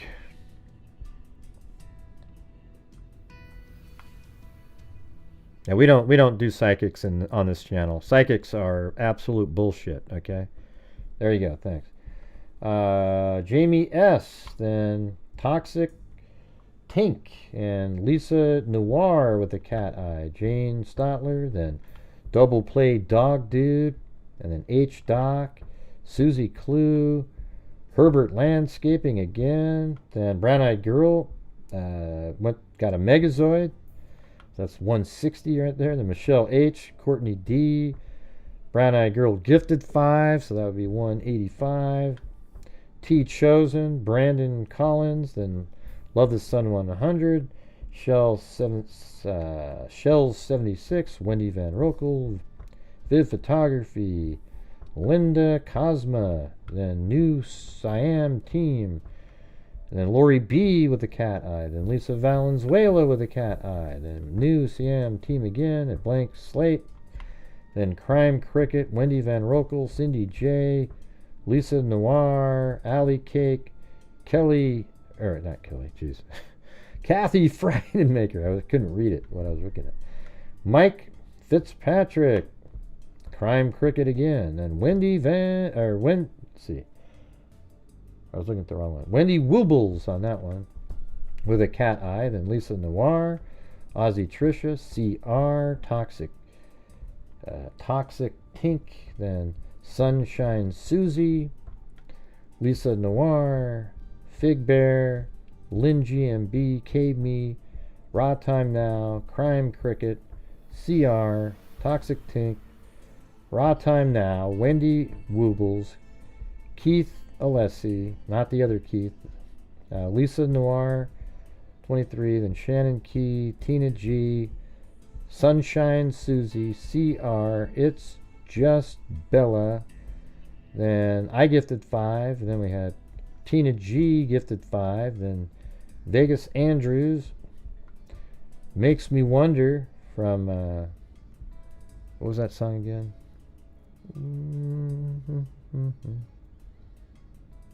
Yeah, forgot again already. Tina G, and then Crime Cricket gifted 5. Techies, Demolitions, Sir Thriver, or like Sir Thriver, I'm not sure what that is. Jacqueline Young, Sonia, Jessica Schubach, Vegas Andrews, Tracy Harrison, Sass, Crime Cricket, Yvette Fox, Sue Tonarelli, Vegas Andrews, a new member, then C.I., a new member, then Carla M., then Naomi. That was so weird, that one person who claimed to be a PI. I never even saw one word that they said, and they sort of acted like we, said that they were a conspiracy person. I never even heard a word they said, never saw one, never even commented to them. Alright, then we're going to go to...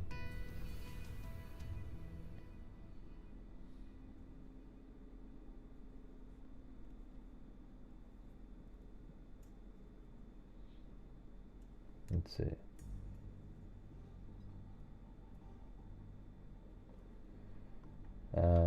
So thank you to, I guess on Venmo, that was Mary.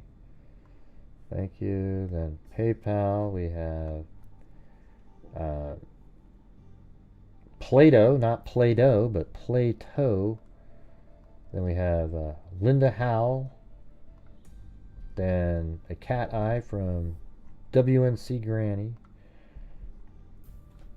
Then I think your Gypsy, I believe. Then Miss Angels. Then Paulette Leonard. Then Ginger Tea. Thank you. And then Amita. Very generous. Thank you so much. Then Marine Co. And then Marine Co. again, I guess. So wow, you guys, thank you so much for your generosity and keeping the wheels spinning over here. Got a lot of big stuff we're going to be doing. We're going to have Dr. Colleen Fitzpatrick come on, I think this next week, and go over some of the cases that we're doing with our genetic genealogy. So hopefully you guys will find that interesting. And I just want there to be more information in this case. Especially if we have open lines. You guys need to be calling in more so we can be discussing what your thoughts or things that you've figured out, and that would be cool. But when it's just sort of like nobody's calling in, it gets to the point where it's like, well, we're just going to keep saying the same thing over and over and over again. It's turning into chucking a Molly Tibbetts. Hey, thanks, Papa Squatch. Don't forget me, Gray. Well, there you are. There you are. Anyways, thank you guys so much for helping support this channel.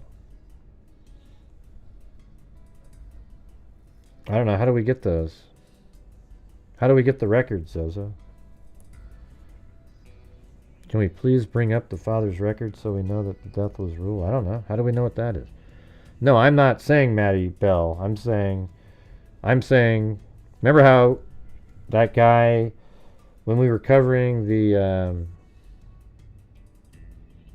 God, now I don't even remember the case I just said. We were covering it so long and there was nothing new, and he called up, so that's why I'm saying chucking that case. Forgot her name all of a sudden. Isn't that crazy? I just said her name. Molly Tibbetts, right. So chucking a Molly Tibbetts, because you just keep covering it even though there's nothing new, right? What do you mean pull the records? How do you pull the autopsy reports? What are you guys talking about? I'm not sure where you're coming up. Can we bring up the father's records so we know what the death was ruled? What do you mean by that? Is it known Do we have it somewhere? I'm trying to figure out what you guys are talking about.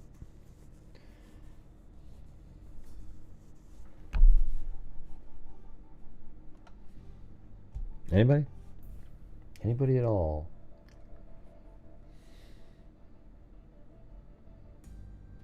Right, well, go ahead and try it. All right, guys, thank you very much. We'll see you guys later. And as I always said, until next time, be safe out there. And a 1 and a 2 and a 3 and a 4. Right, that's what I thought. Yeah, He took I've been his doing own this true life. crime thing for quite a while now. And during this whole time, I have not seen one person that is a crime dissector, plug rejector. I'm a certified human lie detector. Gonna get ya on a stretcher if you try and play me like an old projector. Crime sector is my nectar. Professor Grader's gonna give another lecture. That's an Australian. Crime collector, freak Zozo taught me that. and I'm always gonna be a pup protector. Fool deflector, Chucking a Maddie, meaning interceptor. like you're And I'm imitating, meaner than a spectre with a pulling it vector off. on his pector. With all respect, y'all. Just remember I've a temper fucking check ya. I have no agenda. I'm no pretender. And I'll serve it to you straight without the blender. And in the end, I'm gonna send ya on a mission to reveal the true offender. Yeah, so I'll just get No, right good, back good to for work. them, All Queen. right. Why don't you go find it? Why don't you go watch those people, right? We're thinking through it the right way. They just kind of, they look for the biggest conspiracy theory that they can find. And we already know he took his own life, so I'm not sure why we need to go look it up. And they didn't pull it from anywhere. They just found it on the internet. They didn't go look on some server, sneak in there and pull something off. That's what they probably wanted you to think, though. Yeah. And by the way, chucking a Maddie was the Madison Bell case where we figured out on this channel that she just ran away intentionally.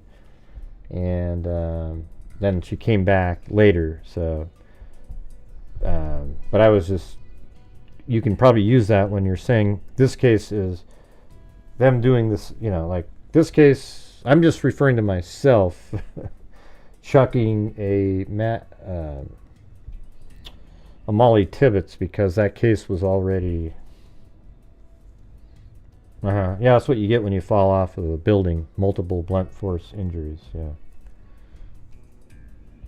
right. So I don't know why we already brought that up the other day, that exact same thing that you just read about, according to report, multiple blunt force traumatic injury. Yeah, we brought that up the other day on the show. I read that. I thought you were talking about like an official, like the autopsy report that has a drawing and a picture, etc. Yeah, we already went over that.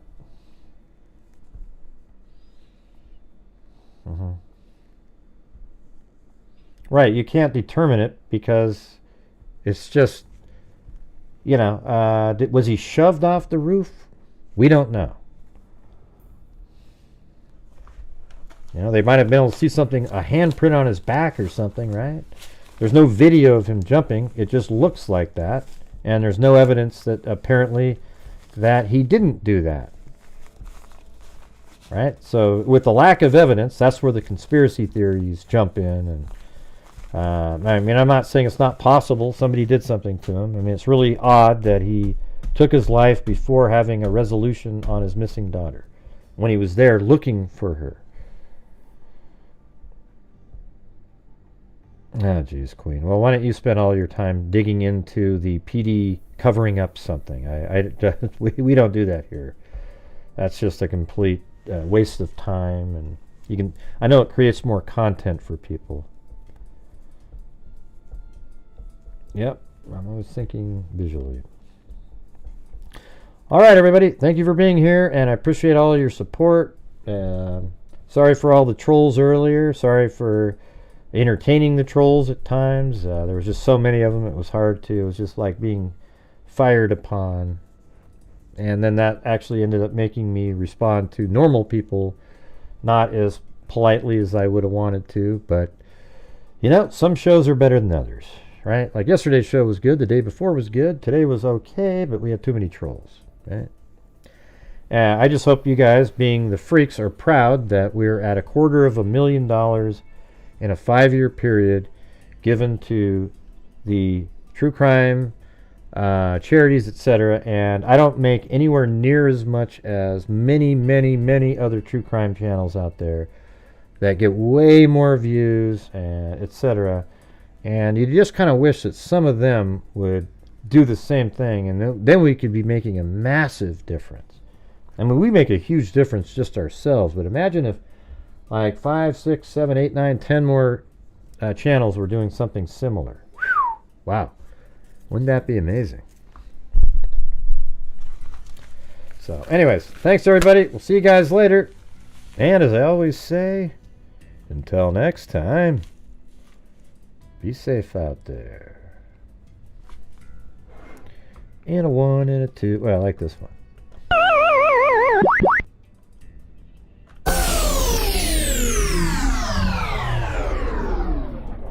Correct.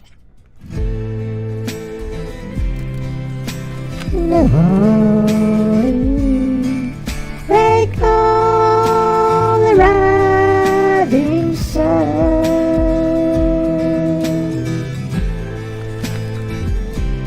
Job, Mary Lou. Wow. Thanks, Gray. I tried my best. I know that hurt Zozo's ears, but that wasn't bad, Mary Lou. See you later.